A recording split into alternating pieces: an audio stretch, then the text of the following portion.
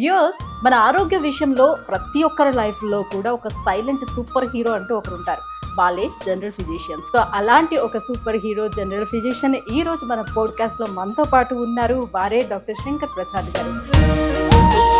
So నువ్వు water ఎక్కువ తాగట్లేదు కాబట్టి నీ బాడీలోని ఆర్గన్స్ అన్ని చాలా తొందరగా చెడిపోతాయి అండ్ నీకు యూరినరీ ట్రాక్ ఇన్ఫెక్షన్స్ కూడా బాగా వచ్చేస్తాయి, నీ కిడ్నీస్ పాడైపోతాయని అందరూ చెప్తూనే ఉన్నారు. నిజంగానే అలా బాడీలోని ఆర్గన్స్ అన్నిటి మీద ఎఫెక్ట్ చూపిస్తుందా? అతిగా నీళ్లు తాగటం, అనవసరంగా నీళ్లు తాగటం అనేది it is not a proven thing. అంటే అందరికీ ఇది మేల్ చేస్తుంది అనే గ్యారంటీ. ఇప్పుడు వెయిట్ లాస్ అవుతామని చెప్పి వేడి నీళ్ళలో కూడా మళ్ళీ కొంచెం హనీ వేసుకుంటారు, లెమన్ వేసుకుంటారు. సో ఇలా తాగితే మంచిది అని చెప్పి చాలా యాడ్స్ కూడా మనం చూస్తూ ఉంటున్నాం. ఇది ఎంతవరకు నిజం? ఆయుర్వేదం ప్రకారం తేనెని హీట్ చేస్తే అది విషం అంటే. 2 తెలుగు రాష్ట్రాల్లో దొరికేటువంటి హనీలో 198% హీట్ చేసి పాశ్చరైజ్ చేసి వస్తున్నటువంటి హనీ, సూపర్ హీట్ చేసి కూల్ చేసినటువంటి హనీ వలన నష్టం కూడా ఉండేటువంటి అవకాశం. సో చల్ల పదార్థాలు తీసుకోవటం వలన తొందరగా ఆస్మా లాంటివి పెరగటం, అలర్జీస్ పెరగటం ఇలాంటివి జరుగుతాయి. చాలా మంది కాఫీ తాగకపోతే వెంటనే తలనొప్పి వస్తుంది, టీ తాగకపోతే వెంటనే తలనొప్పి వస్తుంది. మీరు రోజుకి 600-700 ml కాఫీ తాగారనుకో సడన్ గా ఆపడం వల్ల ఫిట్స్ రావచ్చు, హార్ట్ ఎరిథమియాస్ రావచ్చు. లేట్ అవర్స్ లోని తిని పడుకోవడం వల్ల కేవలం ఒబేసిటీ మాత్రమే వస్తుందా, లేకపోతే లివర్ కూడా డ్యామేజ్ అయ్యే అవకాశం ఉంటుందా? లేట్ అవర్స్ లో తిని పడుకోవటం అనేది it is definitely a dangerous habit. Cigarette తాగుతున్నారు, సిగరెట్ వల్ల క్యాన్సర్ రావచ్చు, క్యాన్సర్ వచ్చే అవకాశాలు బాగా పెరుగుతాయి. అలా అని సిగరెట్ తాగిన ప్రతి ఒక్కళ్ళు క్యాన్సర్ రాదు. 10 మంది తాగితే 7గురికి వస్తుంది, 3గురికి రాదు. తెలుస్తుంది ఏంటంటే వీళ్ళలో బీపీ ఎక్కువగా ఉంటుంది, వీళ్ళకి హార్ట్ అటాక్స్ వచ్చే ఛాన్సెస్ ఎక్కువగా ఉంటాయి, వీళ్ళకి పక్షవాతాలు వచ్చేటువంటి ఛాన్సెస్ ఎక్కువగా ఉంటాయి.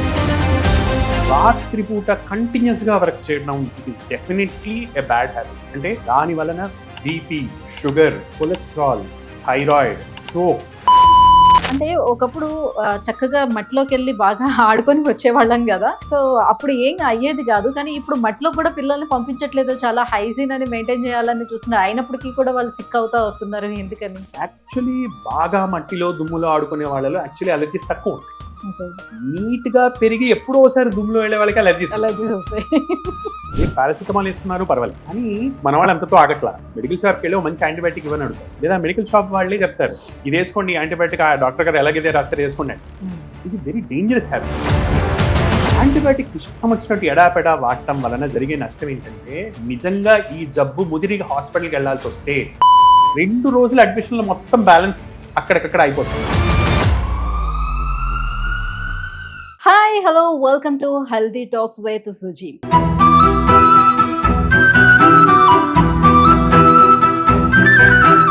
వ్యూయర్స్, మన ఆరోగ్య విషయంలో ప్రతి ఒక్కరి లైఫ్ లో కూడా ఒక సైలెంట్ సూపర్ హీరో అంటూ ఒకరు ఉంటారు. వాళ్ళే జనరల్ ఫిజిషియన్స్. ఎస్, మనకి జలుబు వచ్చినా, దగ్గు వచ్చినా, జ్వరం వచ్చినా, మన హార్ట్ బీట్ రైజ్ అయినా కూడా, మన మనసు బాగోపోయినా కూడా మన ఆరోగ్యాన్ని చెక్ చేసిన తర్వాత సో ఎవరు స్పెషలిస్ట్ ని కలవాలనేది కూడా వాళ్ళే గైడ్ చేస్తారు. సో అందుకే వాళ్ళని సూపర్ హీరోస్ అన్నాం. సో అలాంటి ఒక సూపర్ హీరో జనరల్ ఫిజిషియన్ ఈ రోజు మన పోడ్కాస్ట్ లో మనతో పాటు ఉన్నారు. వారే డాక్టర్ శంకర్ ప్రసాద్ గారు. చాలా ఇంట్రెస్టింగ్ గా ఉంటుంది, వీడియో స్కిప్ చేయకుండా పూర్తిగా చూసేసేయండి. హలో అండి. హలో అండి. నిజంగా thank you so much. First of all మీరు మాకు ఈ టైం కేటాయించి వచ్చినందుకు పిలవగానే. అండ్ ఇవాళ వీడియోలో సో ప్రతి ఒక్కరూ చేసేటువంటి చిన్న చిన్న మిస్టేక్స్ గురించి స్పెషల్గా మాట్లాడాలి అని అనుకున్నాను. సో పెద్ద పెద్ద డిసీజెస్ గురించి అందరికీ చెప్పాలని అయితే కాదు, right? Thank you so much అండి. First of all for 2 things. ఒకటి, మా category of general physicians super heroes అని ఐడెంటిఫై చేసినందుకు, and second thing for having me here. Thank you. Yeah, so first day start తోటి మనము ఉదయం morning ఎలా start అవుతుందో దాని నుంచి తీసుకుందాం. సో అక్కడ నుంచి మనం ఎలా స్టార్ట్ చేస్తున్నాం మన డేని, ఏం మిస్టేక్స్ చేస్తున్నాం అనేది స్టార్ట్ చేద్దాం, రైట్?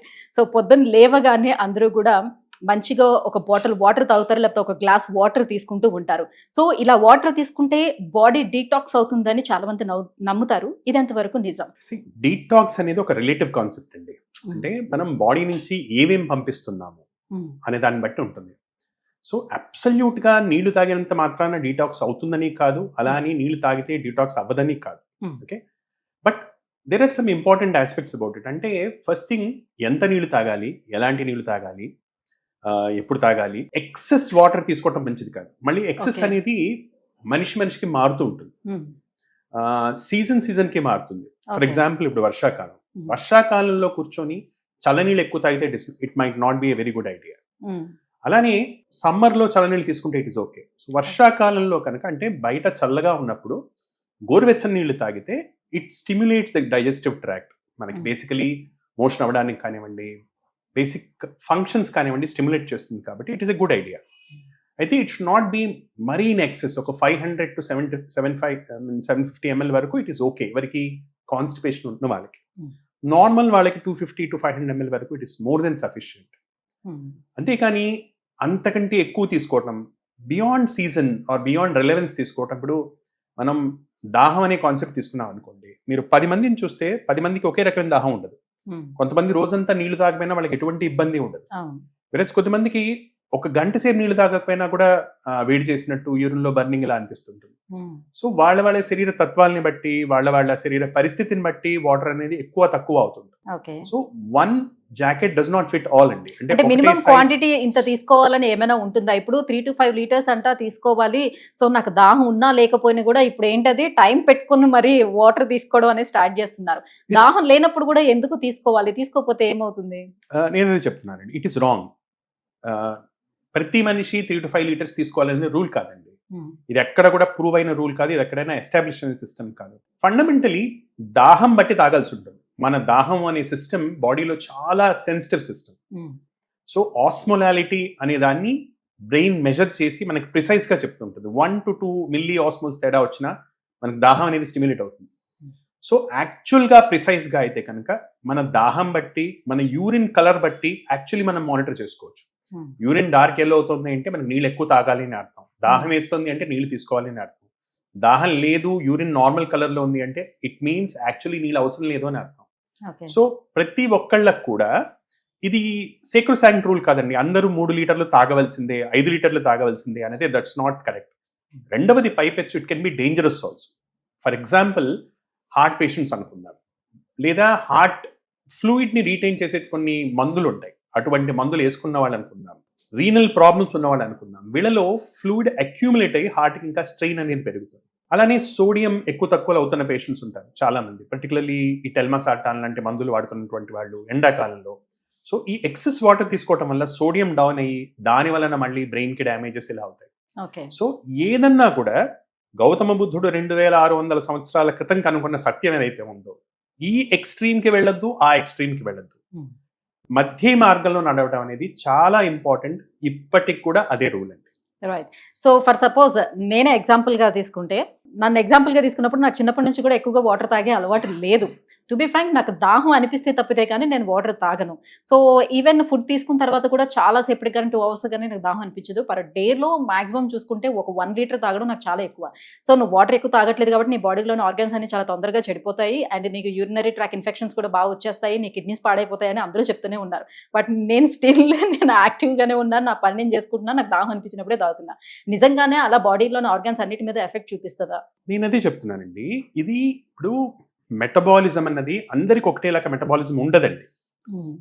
హై మెటబలైజర్స్ ఉంటారు, లో మెటబలైజర్స్ ఉంటారు. కొంతమందికి వాటర్ డిమాండ్ ఎక్కువ ఉంటుంది, కొంతమందికి వాటర్ డిమాండ్ చాలా తక్కువ ఉంటుంది. యాక్చువల్గా స్పీకింగ్ ఇండివిజువలైజ్ చేసి చూసుకోవడం అనేది కరెక్ట్. థర్స్ట్ అనేది ఎంట్రీ పాయింట్ దగ్గర మనకి సిస్టమ్ నేచర్ ఇచ్చినటువంటి చెక్ పాయింట్. దాహం వేస్తోంది అంటే బాడీలో డీహైడ్రేషన్ ఉంది, వాటర్ కావాలని అర్థం. ఎగ్జిట్ చెక్ పాయింట్, మనం ఇది ఏ ఫ్లూయిడ్ అన్నా తాగండి, అల్టిమేట్లీ అది బయటికి రావాల్సింది యూరిన్లో నుంచి. యూరిన్ కలర్ డార్క్ అవుతోంది అంటే దట్ అగైన్ మీన్స్ దట్ మనకి డిహైడ్రేషన్ వస్తుంది అని అర్థం. Entry check point, exit check point చేసుకుంటే 99.9% టైమ్స్ వీఆర్ రైట్ అండి. ఓకే. ఓన్లీ 1 in 1000 దీనికి ఎక్సెప్షన్ ఉండొచ్చు rules, but most of the times అతిగా నీళ్లు తాగటం, అనవసరంగా నీళ్లు తాగటం అనేది it is not a proven thing and it is not necessary that it should be helpful for everyone. అంటే అందరికీ ఇది మేల్ చేస్తుంది అనే గ్యారంటీ లేదు. అతిగా నీళ్లు తాగటం, మన శరీర పరిస్థితిని చూసుకోకుండా నీళ్లు తాగడం అనేది it is not a very scientific idea అండి. అంటే అది ప్రతిసారి హెల్ప్ చేస్తున్నటువంటి గ్యారంటీ అయితే ఉండదు. రైట్. మరి సార్, కొంతమంది మార్నింగ్ లేచిన తర్వాత ఇప్పుడు వెయిట్ లాస్ అవుతామని చెప్పి వేడి నీళ్ళలో కూడా మళ్ళీ కొంచెం హనీ వేసుకుంటారు, లెమన్ వేసుకుంటారు. సో ఇలా తాగితే మంచిది అని చెప్పి చాలా యాడ్స్ కూడా మనం చూస్తూ ఉంటున్నాం. ఇది ఎంతవరకు నిజం?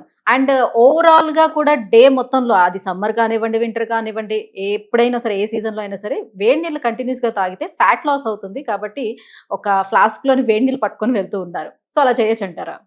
ఇప్పుడు ఇది నిజమో అబద్ధమో అని చెప్పే ముందర మనం ఫస్ట్ ఆఫ్ ఆల్ నిజాన్ని అర్థం చేసుకోవాలండి. అంటే మోడర్న్ మెడిసిన్ అనేది ఎవిడెన్స్ బేస్డ్ మెడిసిన్ గురించి ఆలోచిస్తుంది ఎక్కువగా. అంటే దీని గురించి ఎన్ని అధ్యయనాలు జరిగాయి, ఇది అంత ప్రూవ్ అయింది, ఆ ప్రూఫ్ యొక్క క్వాలిటీ ఏంటి, ఒక ర్యాండమైజ్ కంట్రోల్ ట్రయల్ జరిగిందా, లేదా ఓన్లీ ఒక కేస్ కంట్రోల్ కొహార్ట్ జరిగిందా, ఇది అనెక్డోటల్ ఎవిడెన్స్. రకరకాల లెవెల్స్ ఆఫ్ సత్యం అనేది ఉంటాయి మోడర్న్ మెడిసిన్ ప్రకారం. మనం ట్రెడిషనల్ సిస్టమ్స్ చూసామని అనుకోండి, లెట్స్ సే ఆయుర్వేదం లాంటి సిస్టమ్ చూసామనుకోండి, దానికి వేరే కైండ్ ఆఫ్ బిలీఫ్ సిస్టమ్ ఉంటుంది. దీనికి నిజంగా ఏదైనా ఋషి చెప్పాడా, కన్సిస్టెంట్గా ఇదే విషయం అన్ని టెక్స్ట్ బుక్లు చెప్పుకుంటూ వచ్చారా, ఇలా వేరే కైండ్ ఆఫ్ సిస్టమ్ ఉంటుంది. సో అందరికీ సంబంధించిన ఒకే కామన్ సత్యం ఉండకపోవచ్చు. ఇక్కడ జరుగుతుంది ఏంటంటే భారతదేశంలో 6 సిస్టమ్స్ ఆఫ్ మెడిసిన్ ఉన్నాయి విచ్ ఆర్ లీగల్. సో ఒక్కొక్కళ్ళు ఒక్కొక్కటి చెప్తుంటారు. అంటే వీళ్ళ ఒపీనియన్ అది, వాళ్ళ ఒపీనియన్ ఇది, వీళ్ళ ఒపీనియన్ ఇది, వీళ్ళ ఒపీనియన్ ఇది. దీంట్లో సత్యమేది అన్నది నిజంగా భగవంతుడికి తెలియాలి.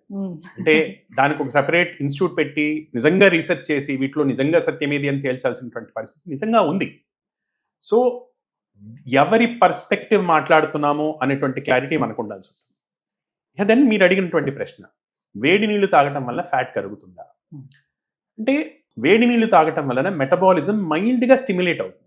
మైల్డ్గా మెటబాలిజం స్టిమ్యులేట్ అవటం వలన ఇప్పుడు మన ఫ్యాట్ అనేది ఉంది, బాడీలో ఫ్యాట్ అనేది మనం తింటున్న క్యాలరీస్ అన్ని, ఖర్చు పెడుతున్న క్యాలరీస్ అన్ని, ఈ రెండిటిలో ఏదైతే మిగులుతుందో, నేను 200 క్యాలరీస్ తిన్నాను, 180 క్యాలరీస్ ఖర్చు పెట్టాను, 20 క్యాలరీస్ మిగిలాయి. ఈ 20 క్యాలరీస్ బాడీ ఫ్యాట్లా మార్చుకుంటుంది. సో క్యాలరీ బ్యాలెన్స్ని బట్టి మనిషి ఫ్యాట్ అనేది వస్తుంది. వేడి నీళ్లు తాగటం వలన 2-3 విషయాలు జరుగుతాయి. ఒకటి, మైల్డ్గా బేసల్ మెటబాలిజం స్టిమ్యులేట్ అవుతుంది. సో బేసల్ మెటబాలిజం అంటే మన బాడీని మెయింటైన్ చేసుకోవడానికి యాజ్ ఇఫ్ బాడీలో ఒక అగ్ని అనేది మండుతూ ఉంటుంది అనమాట, బాడీ టెంపరేచర్ మెయింటైన్ చేయడానికి. సో ఈ బేసల్ మెటబాలిజం మెయింటైన్ చేయడానికి కొన్ని క్యాలరీస్ ఖర్చు అవుతుంది. సో కొద్దిపాటి ఖర్చు జరుగుతుంటుంది. మీరు ఎలా అయితే ఇంట్లో ఒక 5 వాట్ బల్బ్ వేసి ఉంచారు ఎప్పటికీ, దానివల్ల కొంచెం కరెంట్ కన్జంప్షన్ జరుగుతుంది. ఇది కూడా అలానే. బట్ డ్రమాటిక్గా అయిపోతుందా అంటే అవ్వదు. మన బేసల్ మెటబాలిజం ఒక 20% ఆఫ్ ఎనర్జీని కన్జ్యూమ్ చేసుకుంటుంది, 20 to 30% అనుకుంటుంది. దాంట్లో ఇది ఒక 5 to 10% పెంచుతుంది. సో ఒక 50 క్యాలరీస్ 100 క్యాలరీస్ వరకు బర్నింగ్ హెల్ప్ చేస్తుంది. రెండవది, అపార్ట్ ఫ్రమ్ దిస్, మోషన్ అనే ప్రక్రియని హెల్ప్ చేస్తుంది. ఇంటెస్టినల్ మూమెంట్ ఎప్పుడు కూడా హీట్ తోటి ఇంటెస్టినల్ మూమెంట్ అనేది పెరుగుతుంది. వేడి పదార్థం అనేది ఇంటెస్టినల్ మూమెంట్ ని పెంచుతుంది. దాని వలన మోషన్ అవ్వని వాళ్ళకి మోషన్ అవ్వటము, తద్వారా చాలా మందికి ఏంటంటే ఏదైనా వేడి తాగితే తప్ప మోషన్ అవ్వదు. అటువంటి వాళ్ళకి ఇది హెల్ప్ చేస్తుంది. తద్వారా డీటాక్స్ అనేది జరుగుతుంది. డీటాక్స్ అంటే చూడండి, మన డైలీ డీటాక్స్ ఏంటండి అసలు బాడీకి? మెయిన్ డీటాక్స్ మెకానిజమ్స్ మోషన్కి వెళ్ళటము, యూరిన్ పాస్ చేయటము, స్వెట్ అనేది అవ్వటం. These are daily detoxes. మన బాడీ టాక్సిన్స్ ని మనం ఏదైతే తింటున్నామో, ఎక్కడ పడితే అక్కడ తింటున్నాము, చెత్తా చెదారాలన్నీ లిటరలీ లోపల వేసుకుంటున్నాము, ఇవి బయటికి ఎలా వెళ్తాయి? ఏదర్ మన లివర్ ప్రాసెస్ చేసి మోషన్ ద్వారా అన్న పడేస్తుంది, మన కిడ్నీ ప్రాసెస్ చేసి యూరిన్ ద్వారా అన్న పడేస్తుంది, మన స్కిన్ ప్రాసెస్ చేసి స్వెట్ ద్వారా అన్న బయటికి పడేస్తుంది. సో వీటిని స్టిమ్యులేట్ చేస్తుంది టు సమ్ డిగ్రీ. అంతవరకు డీటాక్స్ జరుగుతుంది. Detox as sounds logical, weight loss very minor degree, కానీ not the major way. Only వేడి నీళ్ళు తాగేసేస్తే సన్నబడిపోతాం అనేది కొంచెం ఓవర్ ఎగ్జాజరేషన్ అయి ఉండొచ్చు. అంటే ఇప్పుడు పొద్దున్నే లేచి ఆ పరగడుపులో మీరు తేనె వేయటం వల్ల, సో షుగర్స్ ఉంటుంది కదా, ఆ పరగడుపున అట్లా షుగర్స్ తీసుకోవటం వల్ల ఎఫెక్ట్ ఏమి ఉండదు అంటారా? అగైన్ మళ్ళీ దీని మీద డిఫరెంట్ ఒపీనియన్స్ ఉంటాయి. ఇప్పుడు let's say from modern medicine perspective మాట్లాడడం, తేనెలో ప్రిడామినెంట్ గా ఉండేది డిఫరెంట్ టైప్స్ ఆఫ్ షుగర్స్, అంటే నాన్ గ్లూకోజ్ షుగర్స్, ఫ్రక్టోస్ ఎక్కువగా ఉంటుంది. At the same time various antioxidants ఉంటాయి. బట్ ఏ తేనె గురించి మాట్లాడుతున్నాం మనము? ఒక తేనెటీగ గనక అడవిలో ఉండి, అడవిలో రకరకాల చెట్ల దగ్గరికి వెళ్ళి ఆ చెట్టులో ఉన్న సారాన్నంతా తీసుకొచ్చి అది తేనె తొట్టలో పెట్టుకుంటే అప్పుడు ఆ తేనె లోపల ఉండేటువంటి హనీలో యాంటాక్సిడెంట్స్ రిచ్ గా ఉంటాయి, స్వచ్ఛమైన తేనె. బట్ మనం ర్యాండమ్ గా సూపర్ మార్కెట్ లోకి వెళ్తాం, ఓ 200 రూపాయల్లో తేనె బాటిల్ ఉంటుంది, క్లియర్ గా ఉంటుంది, స్వచ్ఛంగా ఉంటుంది తేనె, చూస్తాం, తీసుకుంటాం, వాడతాం. అది ఎక్కడి నుంచి ప్రొడ్యూస్ అవుతోంది? ఇది కల్చర్డ్ హనీ. సో కల్చర్డ్ హనీలో బీనే డిఫరెంట్, దాని ఫ్లైట్ స్పాన్ డిఫరెంట్. దానికి చాలా చోట్ల బెల్లం గడ్డలు పెడతారు నాకడానికి. మంచి వాళ్ళు అయితే కనుక కొన్ని పూల మొక్కలు వేస్తారు. సో అది తీసుకొని షుగర్ మిక్స్ అవుతుంది, బెల్లం పెడితే ఆటోమేటికలీ అది గ్లూకోజ్ అవుతుంది కదా. సో నార్మల్ గా హనీ బీస్ బెల్లాన్ని నాకవు, పూల నుంచి తీసుకుంటాయి. పూల నుంచి తీసుకుంటే వచ్చే హనీ యాంటాక్సిడెంట్స్ వేరు, అది మనం రెడీమేడ్ గా పెడితే వచ్చేటువంటి హనీ వేరు. ఇంట్లో ఇంకో ప్రక్రియ ఉంది. ఫర్ ఎగ్జాంపుల్ ఆయుర్వేదం లాంటి సైన్సెస్ ఉన్నాయి అనుకుందాం. ఆయుర్వేదం ప్రకారం తేనెని హీట్ చేస్తే అది విషం అంటుంది. ఓకే. దీన్ని స్టడీ చేసి చూడాల్సినటువంటి అవసరం అంత modern medicine point of view. ఇప్పుడు మన దేశంలో, మన హైదరాబాద్లో, రెండు తెలుగు రాష్ట్రాల్లో దొరికేటువంటి హనీలో 98% హీట్ చేసి పాశ్చరైజ్ చేసి వస్తున్నటువంటి హనీలు. మేలు మాట దేవుడెరుగు, అకార్డింగ్ టు ట్రెడిషనల్ సిస్టమ్స్ అది విషంలా పనిచేస్తుందని ఆయుర్వేదం లాంటి సిస్టమ్స్ చెప్తున్నాయి. సో యాంటాక్సిడెంట్స్ ఉన్న హనీ, హీట్ చేయని హనీ మేలు కలిగించవచ్చు. యాంటాక్సిడెంట్స్ ఉన్న హనీ, యాంటాక్సిడెంట్స్ లేని హనీ వల్ల మేలు లేదు. డీటాక్స్ చేసినటువంటి పాశ్చరైజ్ చేసినటువంటి, సూపర్ హీట్ చేసి కూల్ చేసినటువంటి హనీ వలన నష్టం కూడా ఉండేటువంటి అవకాశం. రైట్. సో ఇప్పటి వరకు మనం వేడి నీళ్ళ గురించి, వాటి గురించి మాట్లాడడం. ఇప్పుడు చల్లనీళ్ళలోకి వచ్చేద్దాం. సో బాగా కూల్గా ఉన్న కూల్ వాటర్ని తాగినట్లయితే మనకి డైజెస్టివ్ సిస్టమ్ అనేది కరెక్ట్గా ఉండదు, అది మందగిస్తుంది అని అంటూ ఉంటారు. ఎంతవరకు వాస్తవం? మళ్ళీ సేమ్ థింగ్ అండి, డిఫరెంట్ పర్స్పెక్టివ్స్. ఇప్పుడు మోడర్న్ మెడిసిన్లో దీని గురించి అంత డిస్కషన్ ఉండదు. మన టెక్స్ట్ బుక్ ఆఫ్ మొత్తం మెడిసిన్ చూసాం అనుకోండి, గ్యాస్ట్రోఎంట్రాలజీ మొత్తం చూసినా కూడా దీని గురించి పెద్ద డిస్కషన్ ఉండదు. వేడి నీళ్ళు తాగితే ఏమవుతుంది, చన్నీళ్ళు తాగితే ఏమవుతుంది, ఈ డిస్కషన్స్ ఉండవండి. ఈ డిస్కషన్స్ ఆల్టర్నేటివ్ సిస్టమ్స్లో ఉంటాయి, ఆయుర్వేదం లాంటి సిస్టమ్స్లో ఉంటాయి. సో ఆయుర్వేదం ప్రకారం అవును, చల్లనీళ్ళు తీసుకోవటం వలన మెటబాలిజం కొంచెం మందగిస్తుంది. That is true. అతిగా చల్లనీళ్ళు తాగటం వలన కొన్ని హెల్త్ ప్రాబ్లమ్స్ వస్తాయంటుంది. బట్ ఇక్కడ కూడా అతిగా అన్నది it is a relative thing. అంటే మన శరీర తత్వం ఏంటి, మన బేసల్ బాడీ టెంపరేచర్ ఎక్కువ ఉంటుంది అనుకోండి. కొంతమంది మనం ర్యాండమ్గా కొంతమంది టచ్ చేస్తే వేడిగా ఉంటారు, కొంతమంది చల్లగా ఉంటారు. అది వాళ్ళ మెటబాలిజం టైప్ బట్టి ఉంటుంది అనమాట. సో ఈ వేడిగా శరీరతత్వం ఉన్నటువంటి వాళ్ళు చల్లనీళ్ళు తీసుకుంటే వాళ్ళకి మంచిదే. వేరేస్ మిగతా శరీరతత్వాలు, పర్టికులర్లీ కొంచెం టచ్ చేస్తే చల్లగా ఉండేటువంటి వాళ్ళు, తొందరగా జలుబు చేసేటువంటి వాళ్ళు, వీళ్ళకి ఇవి డేంజరస్. కోల్డ్ థింగ్స్ వలన నర్వ్స్, పర్టికులర్లీ రెస్పిరేటరీ ట్రాక్ట్కి, కోల్డ్ స్టిమ్యులస్కి చాలా సంబంధం ఉంటుంది.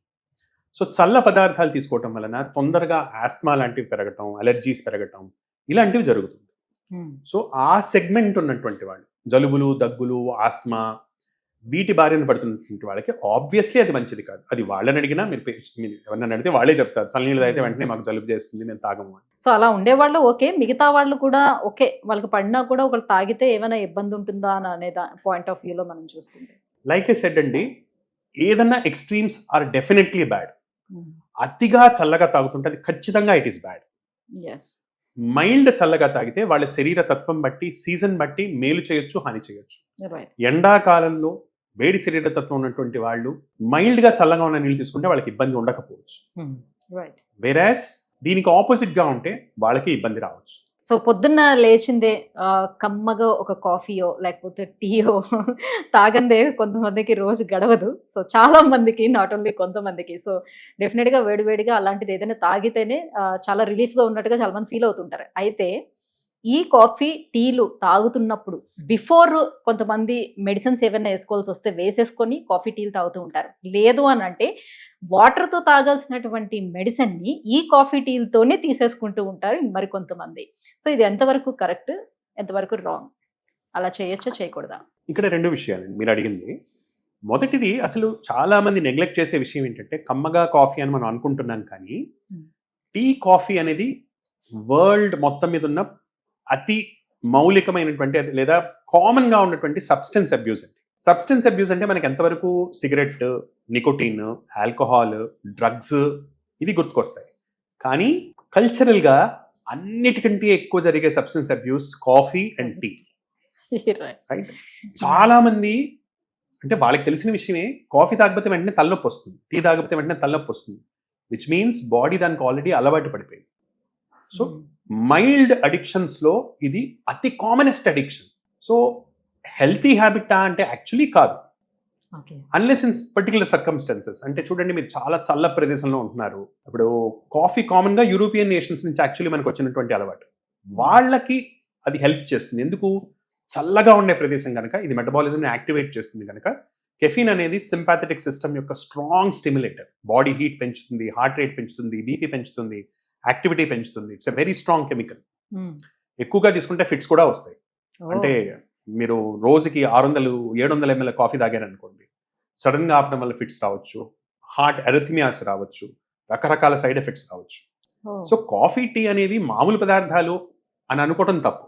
దానికి అదొక కెమికల్, దానికో సైడ్ ఎఫెక్ట్ ఉంటుంది, దానికో ఎఫెక్ట్ ఉంటుంది, దానికో సైడ్ ఎఫెక్ట్ ఉంటుంది.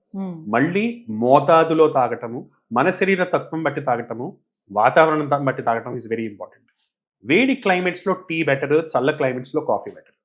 కానీ అంటే మనం మరి ఇప్పుడు చూస్తే మళ్ళీ కొత్తగా ఒక స్టేట్మెంట్ ఇస్తున్నారు, దీంతో మీరు మిల్క్ ని యాడ్ చేసుకోకుండా black coffee or black tea, any black coffee tea తాగితే మళ్ళీ చాలా మంచిది హెల్త్ కి అని చెప్తున్నారు. ఈ చాలా మంచిది హెల్త్ కి అనేది ఒక డేంజరస్ స్టేట్మెంట్ అండి. మనం ఫస్ట్ అర్థం చేసుకోవాల్సింది ఏంటంటే, ప్రపంచంలో ఏ ఒక్క పదార్థాన్ని మనం చాలా మంచిది అని లేబుల్ చేయటం ఈజ్ ఫండమెంటలీ రాంగ్. ఓకే. ఎందుకు అంటే హెల్త్ అనేది ఒక స్పెక్ట్రమ్, నార్మల్ హెల్త్ అనేది స్పెక్ట్రమ్. మీరు ఏదైనా వాల్యూ చూడండి, ఫర్ ఎగ్జాంపుల్ బ్లడ్ గ్లూకోజ్ చూసుకోండి. మనం ఏమేం చెప్తున్నాం, 60 to 90 నార్మల్ లిమిట్ అని చెప్తున్నాం. బాడీ టెంపరేచర్ చూడండి, 97.4 నుంచి 99 వరకు నార్మల్ అని చెప్తున్నాం. ఒక్క వాల్యూ చెప్పట్లా. ఎందుకు ఒక వాల్యూ చెప్పట్లేదు? ఎందుకంటే సమాజంలో నార్మల్సీ అనేది ఒక స్పెక్ట్రమ్లో ఉంటుంది. దీన్ని మనం చదివేటప్పుడు గాసియన్ కర్వ్ ప్యాటర్న్ అంటాం. అంటే ఇలా ఉంటుంది. బీపీ ఒక ఎక్స్ట్రీమ్, కొంతమందికి 170 కొంతమందికి నార్మల్ అయితే, కొంతమందికి 140-90 నార్మల్, మెజారిటీ మందికి 120-80 నార్మల్. సెంట్రల్ ఫిగర్ మీడియన్ ఏదైతే ఉందో అది 120-80. So first of all normal అనేది ఒక వాల్యూ కాదు. శరీర తత్వాలు, రకరకాల శరీర తత్వాలు ఉన్నాయి సమాజంలో. అనేక శరీర తత్వాలు ఉన్నటువంటి ఒక సమాజంలో, ఈ ప్రపంచంలో అందరికీ ఒకటే పడుతుంది అని చెప్పడం అనేది ఒక ప్రాథమికమైనటువంటి ఇగ్నోరెన్స్. ఇది తెలియనితనం. ఎక్కువ మందికి హెల్ప్ చేయొచ్చు, తక్కువ మందికి హెల్ప్ చేయొచ్చు, ఈజ్ కరెక్ట్. కొద్ది మందికి హెల్ప్ చేయొచ్చు, ఇది కరెక్ట్ సెంటెన్స్. ఇది అందరికీ అని కాదు, ఇది సైన్స్ మార్కెటింగ్ కలవటంలో వస్తున్నటువంటి సెంటెన్సెస్ ఇవి. ఇది తింటే అందరికీ మంచిది, ఈ నూనె అందరికీ మంచిది, ఇది చేస్తే అందరికీ మంచిది. There is nothing like that అండి. ఎగ్జాక్ట్, కరెక్ట్ వర్డ్ యూస్ చేశారు, సైన్స్ అండ్ మార్కెటింగ్ కలిసి వచ్చింది. Exactly. So in short, tea కాఫీకి వాటి ఓన్ సైడ్ ఎఫెక్ట్స్ ఉంటాయి. మీరు అడిగిన రెండో ప్రశ్న, మందులు టీని కలిపేసుకోవచ్చా? Very dangerous habit. ఎందుకు? పర్టికులర్లీ టీలో కానీ కాఫీలో కానీ ఫైటేట్స్ అనేటువంటి కెమికల్స్ ఉంటాయి. ఈ ఫైటేట్స్ అనేవి చాలా పదార్థాలని లోపలికి అబ్జార్బ్ కాకుండా ఆపేస్తాయి. సో మీరు బి కాంప్లెక్స్ వేసుకుంటున్నారు, సగం బి కాంప్లెక్స్ లోపలికి వెళ్ళకపోవచ్చు. దాన్ని ఫుడ్ తోటి, పర్టికులర్లీ టీ తోటి కలపటం వల్ల, టీ కానీ కాఫీ తోటి కలపటం వల్ల ఐరన్ లాంటి మల్టీవైటమిన్స్ ఉంటాయి, ఎనర్జీ గివింగ్ సబ్స్టెన్సెస్ ఉంటాయి, ఇవి అబ్జార్బ్ కావు. కాల్షియం అబ్జార్బ్ కాదు. ఎప్పుడు కూడా మందులన్నీ టీ కాఫీలతో కలపొద్దు. ఎనీ మందులు, యాంటీబయోటిక్స్ లైక్ అలాంటివి, ఏదన్నా మందు, it is preferable not to mix tea and coffee. ఒక కెమికల్ తాగిన వెంటనే కూడా వేసుకోవచ్చా? రెండు స్టమక్ లో వెళ్ళి ఇంటరాక్ట్ అయ్యే ఛాన్సెస్ ఉంటాయి. అది కడుపులో ఉండగా ఇది వేసుకోవద్దు, ఇది కడుపులో ఉండగా అది వేసుకోవద్దు. కాస్త గ్యాప్ అనేది ఇవ్వాలి. మీరు తాగే కాఫీ బట్టి, మీ కడుపు మొటిలిటీ బట్టి 20 to 30 minutes మినిమం గ్యాప్ ఇవ్వాల్సి ఉంటుంది. రైట్. ఈ మెడిసిన్స్ కూడా కొంతమంది ఏం చేస్తారంటే, ఇప్పుడు ఒక 500 mg ఉందంటే నేను 250 అందులో సగం విరిపి వేసుకుందాం అని చెప్పి, సో సగం విరిపిన తర్వాత మిగతా సగం ముక్క ఏదైతే ఉంటుందో దాన్ని మళ్ళీ అదే దాంట్లోనే పెట్టి, సో దాన్ని నార్మల్ గానే కవర్ చేసేసి పెట్టేస్తుంటారు. మళ్ళీ నెక్స్ట్ టైం అది యూజ్ చేస్తుంటారు. అసలు అలా చేయొచ్చు అంటారు? దాని పవర్ ఉంటుందా? అది ఆ కెమికల్ మీద ఆధారపడి ఉంటుందండి. ఇప్పుడు మనం ఎప్పుడైతే ఒక కెమికల్ ని గాలికి ఎక్స్పోజ్ చేస్తాము, ఆక్సిడేషన్ అనే ఒక ప్రక్రియ జరుగుతుంది. ఆక్సిజన్ దాని మీద యాక్ట్ చేసి ఆక్సిడేషన్ అనే ప్రక్రియ జరుగుతుంది. కామన్ ఎగ్జాంపుల్ ఏంటి, ఒక యాపిల్ ని కట్ చేసి మీరు రూమ్ లో పెట్టండి, కొద్దిసేపటికి ఆటోమేటిక్గా అంతా బ్రౌన్ కలర్ లో మారిపోతుంది. దాన్ని ఆక్సిడేషన్ అంటారు. సో ఏ కెమికల్ కి ఆక్సిడేటివ్ ప్రక్రియ ఎక్కువగా ఉంటుందో దాని పవర్ తగ్గిపోతుంది. ఏ కెమికల్ కి ఆక్సిడేషన్ అనేది ఎక్కువగా ఉండదో ఏమీ కాదు, హ్యాపీగా వేసుకోవచ్చు. సో అది కెమికల్ టు కెమికల్ మారుతుంది. ఒక బండ గుర్తు, దేన్ని ఫ్యాట్స్ తో తయారు చేస్తారు, లేదా ఫ్యాట్ సాల్యుబిలిటీ దేనికైతే ఉంటుందో దానికి పొటెన్సీ తగ్గే ఛాన్సెస్ ఎక్కువ ఉంటాయి. For example vitamin A, vitamin D, vitamin E, ఇలాంటి వాటిని ఎక్స్పోజ్ చేసి పెట్టడం అంత మంచిది కాదు. మిగతా వాటిని ఎక్స్పోజ్ చేసి పెట్టినా పెద్దగా తేడా పడకపోవచ్చు. ఇలానే మిగతా డ్రగ్స్కి లిపిడ్ సాల్యుబిలిటీ ఉన్నవి, లిపిడ్స్ ఉన్నటువంటి డ్రగ్స్ని జనరల్గా ఎక్స్పోజ్ చేసి పెట్టడం అనేది it's not a good thing. Oxidise అవుతాయి కనుక. రైట్. సో ఇంకొంతమంది ఇప్పుడు పిల్లలకి మెడిసిన్స్ టాబ్లెట్స్ ఇవ్వాలి పర్టికులర్గా అనుకునేటప్పుడు, ఆ టాబ్లెట్స్ని వాటర్లో మిక్స్ చేసేసి ఇస్తారు. అది కూడా కొంచెం చేదుగా ఉంటుందని అది ఇచ్చిన వెంటనే కూడా వాళ్ళు షుగర్స్ లాంటివి నోట్లో వేస్తూ ఉంటారు. అలా చేయొచ్చా? షుగర్స్ని ఇది సైంటిఫిక్గా కూడా ఇప్పుడు మనం సిరప్స్ అని చేస్తున్నారు. పిల్లలకి ఇచ్చేటప్పుడు పర్టికులర్లీ సిరప్ సొల్యూషన్స్ చేస్తారు. సో సిరప్ సొల్యూషన్ లాగా చేయటం అనేది సైన్స్ కూడా చేస్తుంది కొంతవరకు. సో చేదు మందుల్ని అది వేయడానికి తప్ప ఇంకో దారి ఉండదు గనక సిరప్ అనే బేస్లో ఇవ్వాల్సి వస్తుంది. దాని వలన సైడ్ ఎఫెక్టెడ్ ఉండదా అంటే ఉంటుంది. ఫర్ ఎగ్జాంపుల్ ఏదైనా స్వీట్ పదార్థం మీరు తీసుకున్నారు, పిల్లలకి జలుబు దగ్గు కోసం మనం ఇస్తున్నాం, మీరు షుగర్తో పాటు ఇచ్చారు, కొద్దిపాటి మ్యూకస్ సెక్రీషన్స్ పెరుగుతాయి, జలుబు కొంచెం పెరుగుతుంది. సో ఆస్మా ఉంది, ఆస్మాలో ఇస్తున్నాం మనం, కొంచెం ఆయాసం అనేది పెరుగుతుంది. బట్ అది నెసెసరీ ఈవిల్ అంటే లేకపోతే అసలు పిల్లలు వేసుకోరు. సో చేదుని పర్టికులర్గా చేదు కానీ ఘాటుగా ఉన్న మందులను బ్యాలెన్స్ చేయడానికి మైల్డ్గా కలిపిస్తుంటారు. ఇఫ్ పాసిబుల్ లేకుండా ఇవ్వచ్చు, లేదంటే కనుక పర్టికులర్లీ పిల్లల విషయంలో కలిపించిన అట్లీస్ట్ మందు అయితే లోపలికి వెళ్తుంది కనుక దీన్ని అది కొంచెం న్యూట్రలైజ్ చేస్తుంది. రైట్. టీ కాఫీల విషయానికి వచ్చేటప్పుడు చాలా మంది టీ కాఫీలు తాగిన వెంటనే కూడా యూరిన్కి పోతూ ఉంటారు. సో వాళ్ళకి ఏంటి ఇప్పుడు షుగర్ ఉన్నట్టు అని అనుకోవాలా? కొంతమంది అంటారు మేము అలా అనుకొని టెస్టులు చేయించుకున్నా కూడా మాకు ఏమీ డిటెక్ట్ అవ్వలేదు, సో షుగర్ ఉన్నట్టుగా. ఎందుకు ఇలా అస్తమాటికి వస్తూ ఉంటుంది? టీలో టీ కానీ కాఫీ కానివ్వండి 2 రకాలుగా యూరిన్ని ఇంక్రీజ్ చేస్తుంది. నెంబర్ 1, ఇవి డయూరిటిక్స్. టీ ముఖ్యంగా చాలా it's a very strong diuretic. అంటే లిటరల్లీ కిడ్నీని కొంచెం పిండి కొంచెం ఎక్కువ వాటర్ వచ్చేటట్టు చేస్తుంది. సో ఎక్కువ ఈ మూత్రం తయారయ్యేటట్టు చేసే గుణము టీ కాఫీలో ఉన్నాయి ప్రాథమికంగా. ఇది కాకుండా బ్లాడర్ యాక్టివిటీని కూడా కొంచెం యాక్టివేట్ చేస్తుంది. అంటే స్మూత్ మజిల్ని కూడా, ఫర్ ఎగ్జాంపుల్ చూడండి, టీ అనేది డయేరియాలో చాలా మంచి మందు, లూజ్ మోషన్స్ అవుతున్నాయి, చాలా మంచి మందు. అలానే ఒకళ్ళకి ఆస్మా ఉంది, వాళ్ళకి ఇట్స్ ఎ గుడ్ మెడిసిన్. అంటే స్మూత్ మజిల్ మీద దాని యాక్షన్ ఉంటుంది, స్మూత్ మజిల్ని కొంచెం రిలాక్స్ అయ్యేటట్టు చేస్తుంది. సో దాని వలన కొంచెం ఈ ప్రాస్టేట్ ప్రాబ్లమ్స్ ఉన్నటువంటి వాళ్ళు, మిగతా ఎల్డర్లీ వాళ్ళలో యూరిన్ కొంచెం ఆల్టర్ అయినట్టు, యూరిన్ సెన్సేషన్ వచ్చినట్టు అలాంటి ఇది వస్తుంది. సో దాని మజిల్ మీద యాక్షన్ వలన ప్లస్ డైరెటిక్ యాక్షన్ వలన యాక్చువల్గా అవి మూత్రం ఎక్కువ అయ్యేటట్టు చేస్తాయి. అయితే జరిగేది ఏంటంటే, రోజు మీరు 4 టీలు తాగుతున్నారు అనుకోండి, బాడీ అలవాటు పడిపోతుంది దానికి. మీరు అదే వారం రోజులు గ్యాప్ ఇచ్చి చూడండి, మళ్ళీ మీకే తెలుస్తుంది టీ తాగంగానే వెంటనే యూరిన్ వస్తుంది అని. దీన్ని టాకిఫైలాక్సిస్ అంటాం. అంటే ఒక పదార్థాన్ని మళ్ళీ మళ్ళీ తీసుకోవటం వలన శరీరం దానికి అలవాటు పడి దాని గుణం అనేది మనకు కనపడుతుంది. సో డైలీ తాగే వాళ్ళకి ఇది కనపడకపోవచ్చు, బట్ సడన్ గా మీరు డోస్ పెంచారు, లేదా చల్లబడినప్పుడు తీసుకున్నారు, లేదా స్ట్రాంగ్ టీ తీసుకున్నారు, అప్పుడు మళ్ళీ ఆ యాక్షన్ కనపడుతుంది. ఇప్పుడు జనరల్లీ మోషన్స్ అవుతుండేటప్పుడు ఘన పదార్థాలు ఏమీ తీసుకోలేము, తీసుకుంటే మళ్ళీ నేను బాత్రూమ్ పరిగెట్టాల్సి వస్తుంది, నాకు చాలా ఇబ్బంది అవుతుంది అని చెప్పి చాలా మంది ఫుడ్ని అవాయిడ్ చేస్తారు, లిక్విడ్స్ మాత్రమే తీసుకోవాలనుకుంటారు. ఆ లిక్విడ్స్లో కూడా ఇప్పుడు టీ కాఫీలు తీసుకోవద్దు, అప్పుడు చాలా ఎక్కువ ఇబ్బంది అవుతుంది అంటారు. యాజ్ వెల్ యాజ్ మజ్జిగ ఇస్తూ ఉంటారు మంచి చేస్తుందని, కానీ కొంతమంది చెప్తారు మజ్జిగ కూడా ఇవ్వకూడదు, సో దానివల్ల కూడా మోషన్స్ ఇంకా ఎక్కువ అవుతాయని అంటారు. నిజమేనా? According to modern medicine, glucose and salt కలిపినటువంటి ఏ ఫ్లూయిడ్ అన్నా సరే యాక్చువల్గా లూజ్ మోషన్స్లో హెల్ప్ చేస్తుంది. ఓఆర్ఎస్ అనేది అదే ప్రిన్సిపల్ మీద ఆధారపడింది. సూపర్ ఓఆర్ఎస్ అంటాం, దాంట్లో స్టార్చ్ అనేది యాడ్ చేస్తాం, అంటే ప్రాక్టికలీ గంజి లాంటిది యాడ్ చేస్తే అది సూపర్ ఓఆర్ఎస్ అవుతుంది. మజ్జిగలో ఇక్కడ సాల్ట్ యాడ్ చేసిన మజ్జిగలో సాల్ట్ ఉంటుంది, షుగర్స్ కొద్ది లెవెల్లో ఉంటాయి, ప్రోబయోటిక్స్ ఉంటాయి, అంటే హెల్తీ బ్యాక్టీరియా కావాల్సినటువంటి ఆహారము, అలానే కొన్ని హెల్తీ బ్యాక్టీరియా ఉంటాయి. అందువలన మజ్జిగ actually is a good thing loose motions అవుతున్నప్పుడు. బట్ మజ్జిగ అంటే మనం పెరుగుని నార్మల్గా మజ్జిగలు అంటే ఈ మధ్యలో మనం ఏం చేస్తామంటే పెరుగు తీసుకొని దాంట్లో కొంచెం నీళ్ళు వేసి ఓ చెంచాతో ఇలా తిప్పి ఇస్తాం. అది దాంట్లో ఫ్యాట్ ఉంటుంది, అది హోల్ మిల్క్ అయితే కనుక. ఫ్యాటీ ఫుడ్స్తో చేసిన, అంటే ఫ్యాట్ అనేది డైజెస్ట్ అవ్వడానికి ఇంకా డిఫికల్ట్ లూజ్ మోషన్స్లో. సో మీరు కనుక హోల్ మిల్క్తో చేసిన మజ్జిగని ఇలా చెంచాతో ఇలా తిప్పేసి కొంచెం నీళ్ళలు పోసి తీసుకుంటే కనుక లూజ్ మోషన్స్ పెంచేటువంటి అవకాశం ఉంటుంది. వేరాజ్ మీరు చిలికి నీళ్లు కలిపి వెన్న తీసేసి అప్పుడు మజ్జిగ సాల్ట్ యాడ్ చేసేస్తే అది హెల్ప్ చేసే అవకాశం చాలా ఎక్కువ. And according to traditional sciences, ఆయుర్వేదం లాంటి శాస్త్రాల ప్రకారం మజ్జిగ is very good for loose motions. So tea కాఫీలు అయితే అవాయిడ్ చేసుకోవాలి ఆ టైంలో. మిల్క్ అనేది it's not a good thing అండి లూజ్ మోషన్స్లో. చాలా మందికి లాక్టోజ్ ఇంటాలరెన్స్ అనేది ఉంటుంది. సో లూజ్ మోషన్స్ అవుతున్నప్పుడు పాలతో చేసిన పదార్థాలు, పాలతో చేసిన టీ కానివ్వండి, పాలతో చేసిన కాఫీ కానివ్వండి, ఎక్కువ మందిలో లూజ్ మోషన్స్ని పెంచుతాయి. మజ్జిగకు ఆ గుణం ఉండదు, ఆల్దో మిల్క్ నుంచే తయారైనా, బికాస్ అది అసిడిక్ అయింది, దాని మీద ఫర్మెంటేషన్ జరిగింది, దాని మొత్తం pH మారిపోయింది. సో మిల్క్తో చేసిన టీ గురించి నో. టీ డికాక్షన్కి మైల్డ్ ఎఫెక్ట్ అయితే ఉంటుంది, ఇంటెస్టినల్ మూవ్మెంట్ని తగ్గించేటువంటి మైల్డ్ ఎఫెక్ట్ అయితే ఉంటుంది.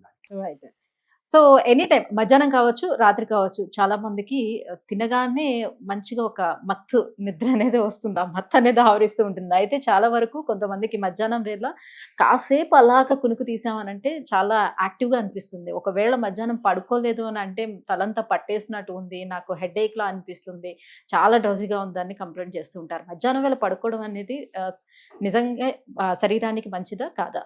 అగైన్ అండి, ఇప్పుడు from a modern medicine perspective ఇలాంటి ఎన్నో ఇష్యూస్ గురించి ఆన్సర్స్ వెతుకుతున్నారు వరల్డ్ ఓవర్. ఇది మంచిదా, ఇది మంచిది కాదా, ఇది ఇది ఇది అవునా, ఇది కాదా అని ఇంటెన్స్ రీసెర్చ్ వస్తుంది. మీకు ఆపోజిట్ రిజల్ట్స్ కూడా ఉన్నాయి. ఓకే. చిన్న చిన్న ఇష్యూ నుంచి ఇప్పుడు నీళ్ళు తాగడం మంచిదా కాదా, మనం స్టడీస్ చూస్తే కనుక ఆపోజిట్ రిజల్ట్స్ వస్తాయి. So many of these things are not completely 100% evidence based. ఇది ఇలానే అని చెప్పేటట్టు మన పరిస్థితి లేదు. ఓకే, ఇది ఒక general understanding. But if you look in to it, let's say ఆయుర్వేదం లాంటి సైన్సెస్ తీసుకుంటాం, మధ్యాహ్నం పడుకోవడం అనేది ఓన్లీ కొద్ది సిచ్యువేషన్స్లో హెల్తీ అని చెప్తాయి ట్రెడిషనల్ సైన్సెస్, మెయిన్లీ ఆయుర్వేదం లాంటి శాస్త్రాలు. ఎప్పుడు చిన్నపిల్లలకి, పెద్దవాళ్ళకి, అంటే మోర్ దెన్ 70 years వాళ్ళకి, రిటైర్డ్ లైఫ్ ఉన్నటువంటి వాళ్ళకి, ఎండాకాలంలో ప్రెగ్నెంట్ ఉమెన్, అంటే ఎవరి స్టామినా అయితే తక్కువ, ఎవరికైతే శరీరం కొంచెం వీక్గా ఉంటుంది, బలహీనంగా ఉంటుందో వాళ్ళకి మధ్యాహ్నం రెస్ట్ పడుకోవడం అనేది హెల్తీ. నార్మల్ వాళ్ళకి మధ్యాహ్నం పడుకోవడం అనేది లావుని పెంచుతుంది అని చెప్తుంది. మెయిన్గా తిని పడుకుంటే one of the షూరెస్ట్ way to, అంటే ఎవరైనా నిజంగా లావు కావాలి అనుకుంటే రోజు తినిపించి పడుకోబెడితే వాళ్ళు లావు అవుతారు అని చెప్తున్నారు. సో లావు పెరగటం వల్ల వచ్చేటువంటి మెటబాలిక్ డిజార్డర్స్, అంటే షుగర్ కానివ్వండి, బీపీ కానివ్వండి, హార్ట్ ప్రాబ్లమ్స్ కానివ్వండి, ఇవన్నీ పెరిగే ఛాన్సెస్ ఎక్కువగా ఉంటాయి తిని పడుకుంటే. తిన్న వెంటనే నిద్ర ఎందుకు వస్తుంది? ఇక్కడ రెండు రీజన్స్. ఫస్ట్ రీజన్, ఎక్కువగా తింటే, అంటే కూర బాగుంది, ఏదో స్వీట్ బాగుంది, డెజర్ట్ బాగుంది, మాట్లాడుకుంటున్నాం, ఫుల్గా తినేస్తే మనం మనస్సు తింటోంది, శరీరం తినట్లా. శరీరం వద్దని చెప్తోంది, నచ్చి తింటున్నాం. ఎక్సెస్గా తిన్నప్పుడు అలా అవుతుంది. బ్యాలెన్స్డ్గా తింటే అవ్వదు. లేదా మనకి సిస్టమ్ మందంగా పనిచేస్తుంటే అలా అవుతుంది. లేట్గా తింటున్నాం, రాత్రి నిద్ర లేదు అప్పుడు తింటున్నాం, అప్పుడు అలా. అందుకని తిన వెంటనే పడుకోవటం, నిద్ర రావడం అనేది అందరికీ జరగాల్సిన ప్రక్రియ కాదు, జరగాలని రూల్ కూడా కాదు. సో ఇప్పుడు నైట్ టైం చాలా లేట్ అవర్స్ లోని తినటం, పడుకోవడం, ఇదంతా కూడా ఇటీవల కాలంలో చిన్న పిల్లల దగ్గర నుంచి పెద్దవాళ్ళ వరకు కూడా ఇది చాలా కామన్ అయిపోతూ వస్తుంది. సో లేట్ అవర్స్ లోని తిని పడుకోవడం వల్ల కేవలం ఒబేసిటీ మాత్రమే వస్తుందా, లేకపోతే లివర్ కూడా డ్యామేజ్ అయ్యే అవకాశం ఉంటుందా? లేట్ అవర్స్ లో తిని పడుకోవటం అనేది it is definitely a dangerous habit అండి. అంటే మనం నెగ్లెక్ట్ చేస్తున్నటువంటి డేంజరస్ హ్యాబిట్స్లో ఇది ఒకటి. ఇప్పుడు మీరు చూడండి, స్టాటిస్టిక్స్ చూసుకున్నా క్యాన్సర్స్ పెరుగుతున్నాయి, హార్ట్ డిసీజెస్ పెరుగుతున్నాయి, పక్షవాతాలు పెరుగుతున్నాయి. దీన్ని ఒక ఎపిడమిక్ ప్రపోర్షన్. ఇప్పుడు లేటెస్ట్ ఎపిడమిక్, అంతకుముందు ఎలా అయితే మనకి కొలరా, ఫ్లూ, ఈ ఎపిడమిక్స్ వచ్చేవో, ఇప్పుడు అవి తగ్గిపోయి డయాబెటీస్, క్యాన్సర్, స్ట్రోక్స్ ఇవి వస్తున్నాయి. ఎందుకు వస్తున్నాయి అంటే లైఫ్ స్టైల్ అని అందరూ చెప్తున్నారు. బట్ లైఫ్ స్టైల్ అంటే ప్రిసైజ్గా ఏంటి? రాత్రి తినటం వల్లే ఏమేమి జబ్బులు వస్తాయి?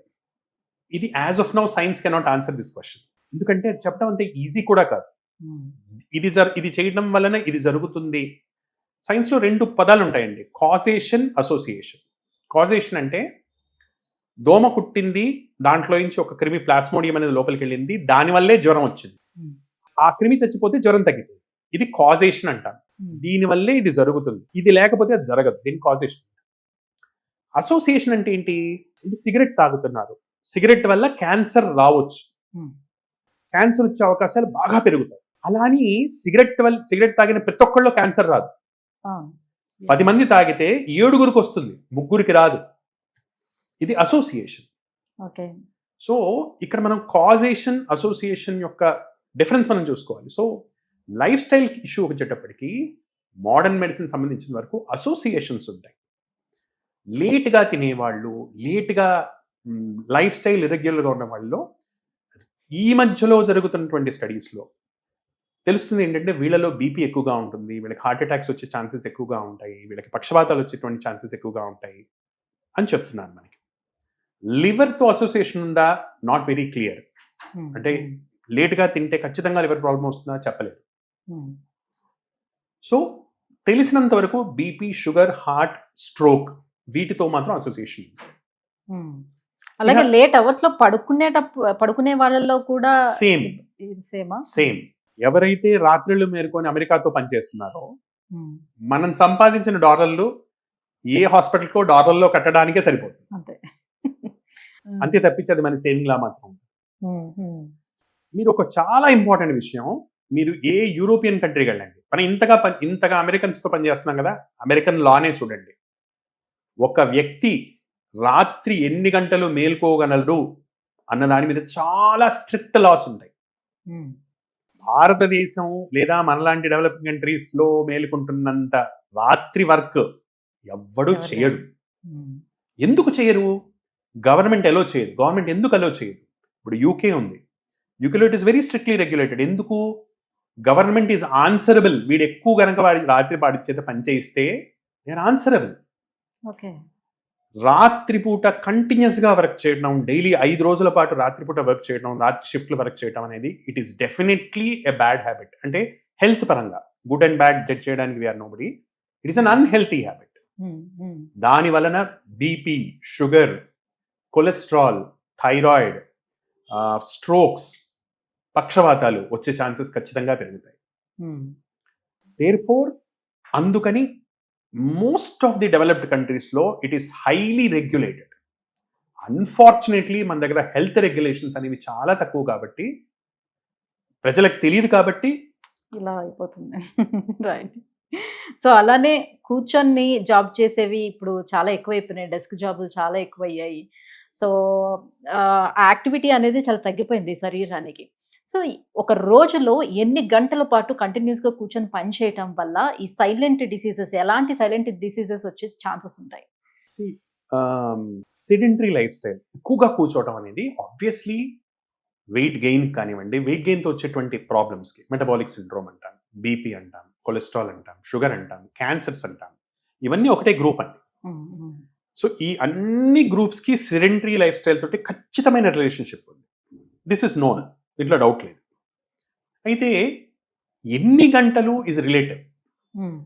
ఒక జనరల్ రూల్ ఏంటంటే యాక్చువల్గా 20 minutes తర్వాత కొంచెమన్నా లేచి నడవాలి, ఫిజికల్ యాక్టివిటీ ఉండాలి అనేది ఒక జనరల్ రూల్.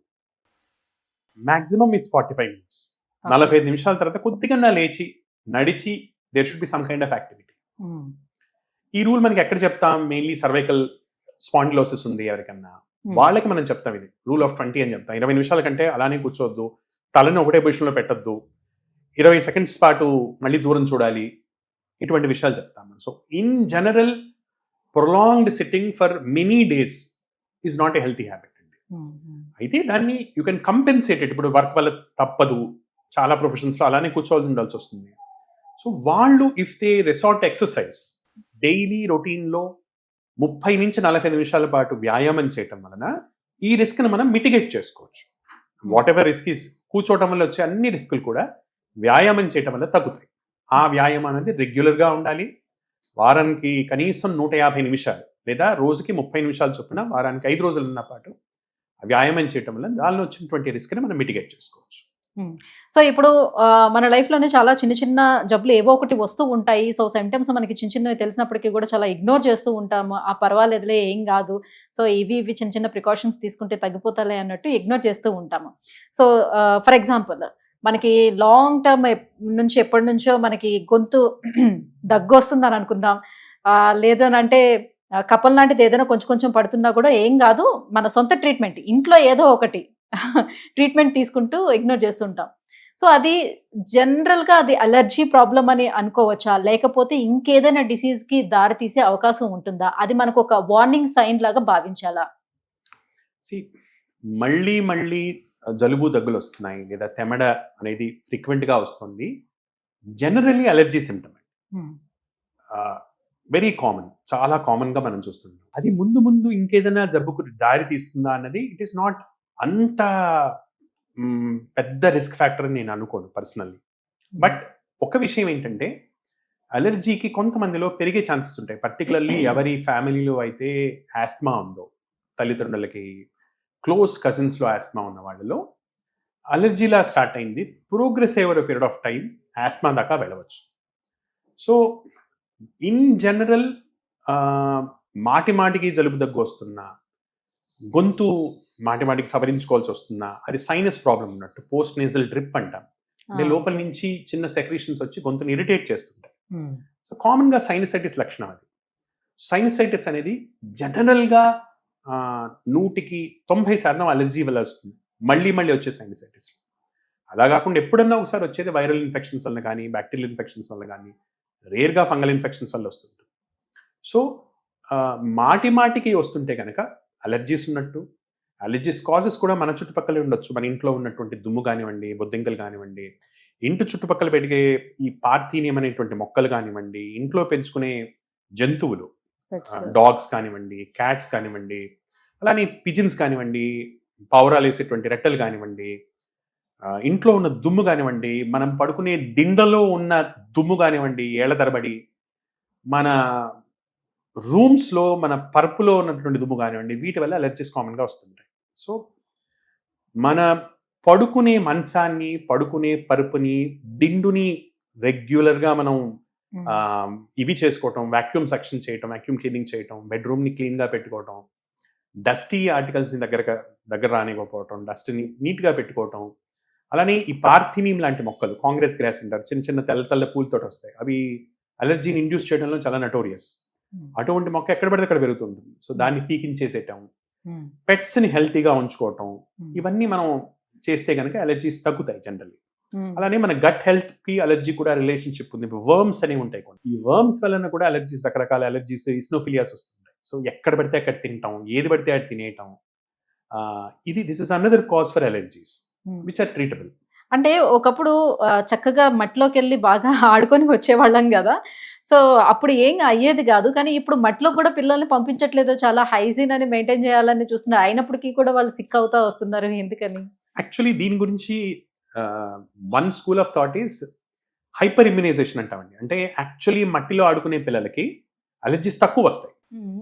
ఎందుకంటే ఆల్రెడీ ఎక్స్పోజర్ అయిపోతుంది వాళ్ళకి రకరకాల బ్యాక్టీరియాస్ తోటి. సర్వైవల్ ఆఫ్ ద ఫిట్టెస్ట్ అంటాం. ఇప్పుడు మీరు దుమ్ము ధూళిలో పడేశారు, ఈదర్ వాటితో ఫైట్ చేసి బ్రతకాలి, లేదా ఆ ఇన్ఫెక్షన్తో పోవాలి ప్రాక్టికల్గా. అంటే ప్రతి చిన్న కణానికి లెవెల్లో మనం ఆలోచిస్తే కనుక. దేర్ ఫోర్ యాక్చువల్లీ బాగా మట్టిలో దుమ్ములో ఆడుకునే వాళ్ళలో యాక్చువల్లీ అలర్జీస్ తక్కువ ఉంటాయి. నీట్గా పెరిగి ఎప్పుడో ఒకసారి దుమ్ములో వెళ్ళే వాళ్ళకి అలర్జీస్ వస్తాయి. బికాజ్ ఆ ఎక్స్పోజర్ అనేది సడన్ గా జరుగుతుంది. రైట్. సో ఇప్పుడు హెడేక్ వచ్చిందని అంటే ఒకేలా నార్మల్గా హెడేక్ వచ్చిందని ఏదో ఒక పెయిన్ కిల్లర్ వేసేసుకొని అట్లాగా కాలం గడిపేస్తూ ఉంటారు. బట్ హెడేక్ అనేది ఎప్పుడు సీరియస్ గా తీసుకోవాల్సిన అవసరం ఉంటుంది.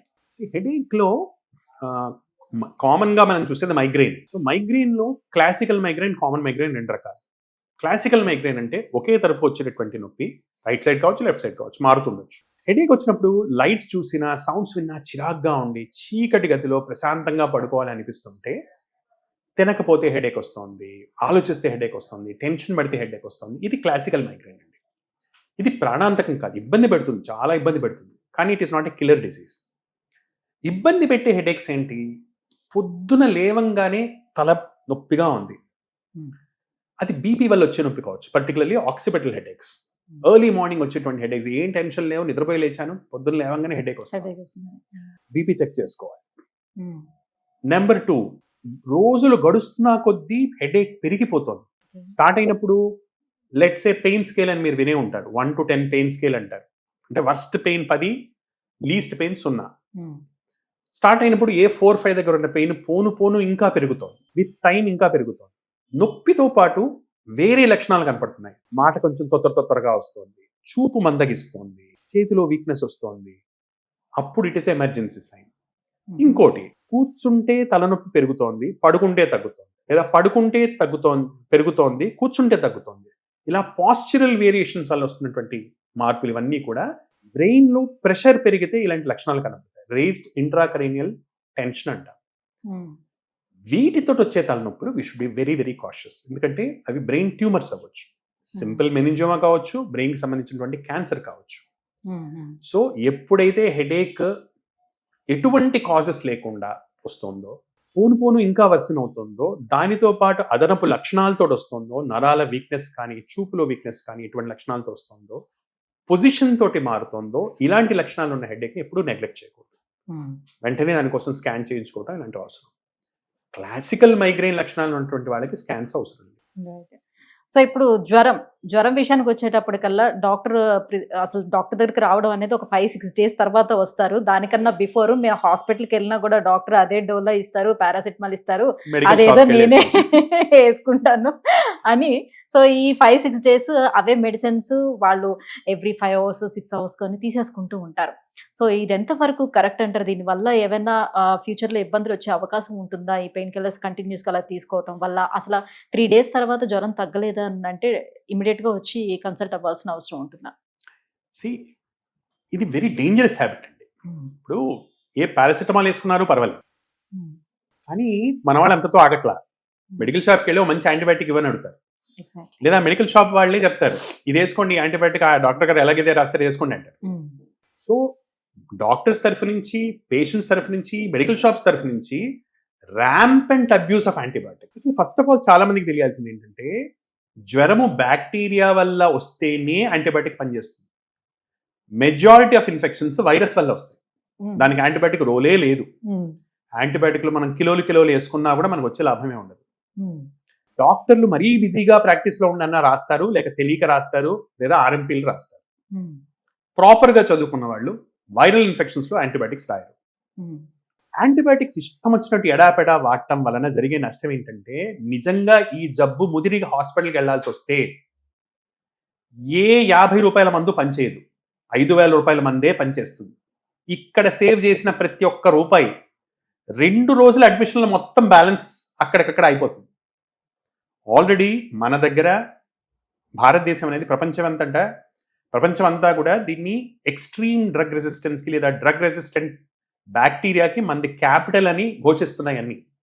కొన్ని రోజుల క్రితం మంది హెల్త్ ఇండస్ట్రీ వ్యాప్తి చెందుతుంటే మెయిన్గా యూరోపియన్ కంట్రీస్, అమెరికన్ కంట్రీస్ పెట్టినటువంటి కామెంట్ ఏంటంటే, వీళ్ళ యాంటీబయాటిక్ రెసిస్టెన్స్, ఒక్క ఇన్ఫెక్షన్ వచ్చిందంటే చచ్చిపోతారు, యాంటీబయాటిక్ లేవు వాళ్ళకి అని చెప్పారు. Which is actually true. మన దగ్గర రెగ్యులేషన్ ఎంత తక్కువగా ఉందంటే, దీనికి మెయిన్ రీజన్ ఏంటంటే మన వాళ్ళు ఇష్టం వచ్చినట్టు యాంటీబయాటిక్లు వేసుకోవడం. So first of all antibiotic అంటే ఏంటి, ఎక్కడ పనిచేస్తుంది, ఏ మోతాదులో వేసుకోవాలి, ఎంత వేసుకోవాలి, ఎన్ని రోజులు వేసుకోవాలి, ఈ జ్ఞానం 10% కూడా లేకుండా యాంటీబయాటిక్లు మింగే వాళ్ళు లక్షలు, వేలు, కోట్లలో ఉన్నారు. దీని వలన యాజ్ ఎ కంట్రీ మనం అందరం we are endangering our own lifes.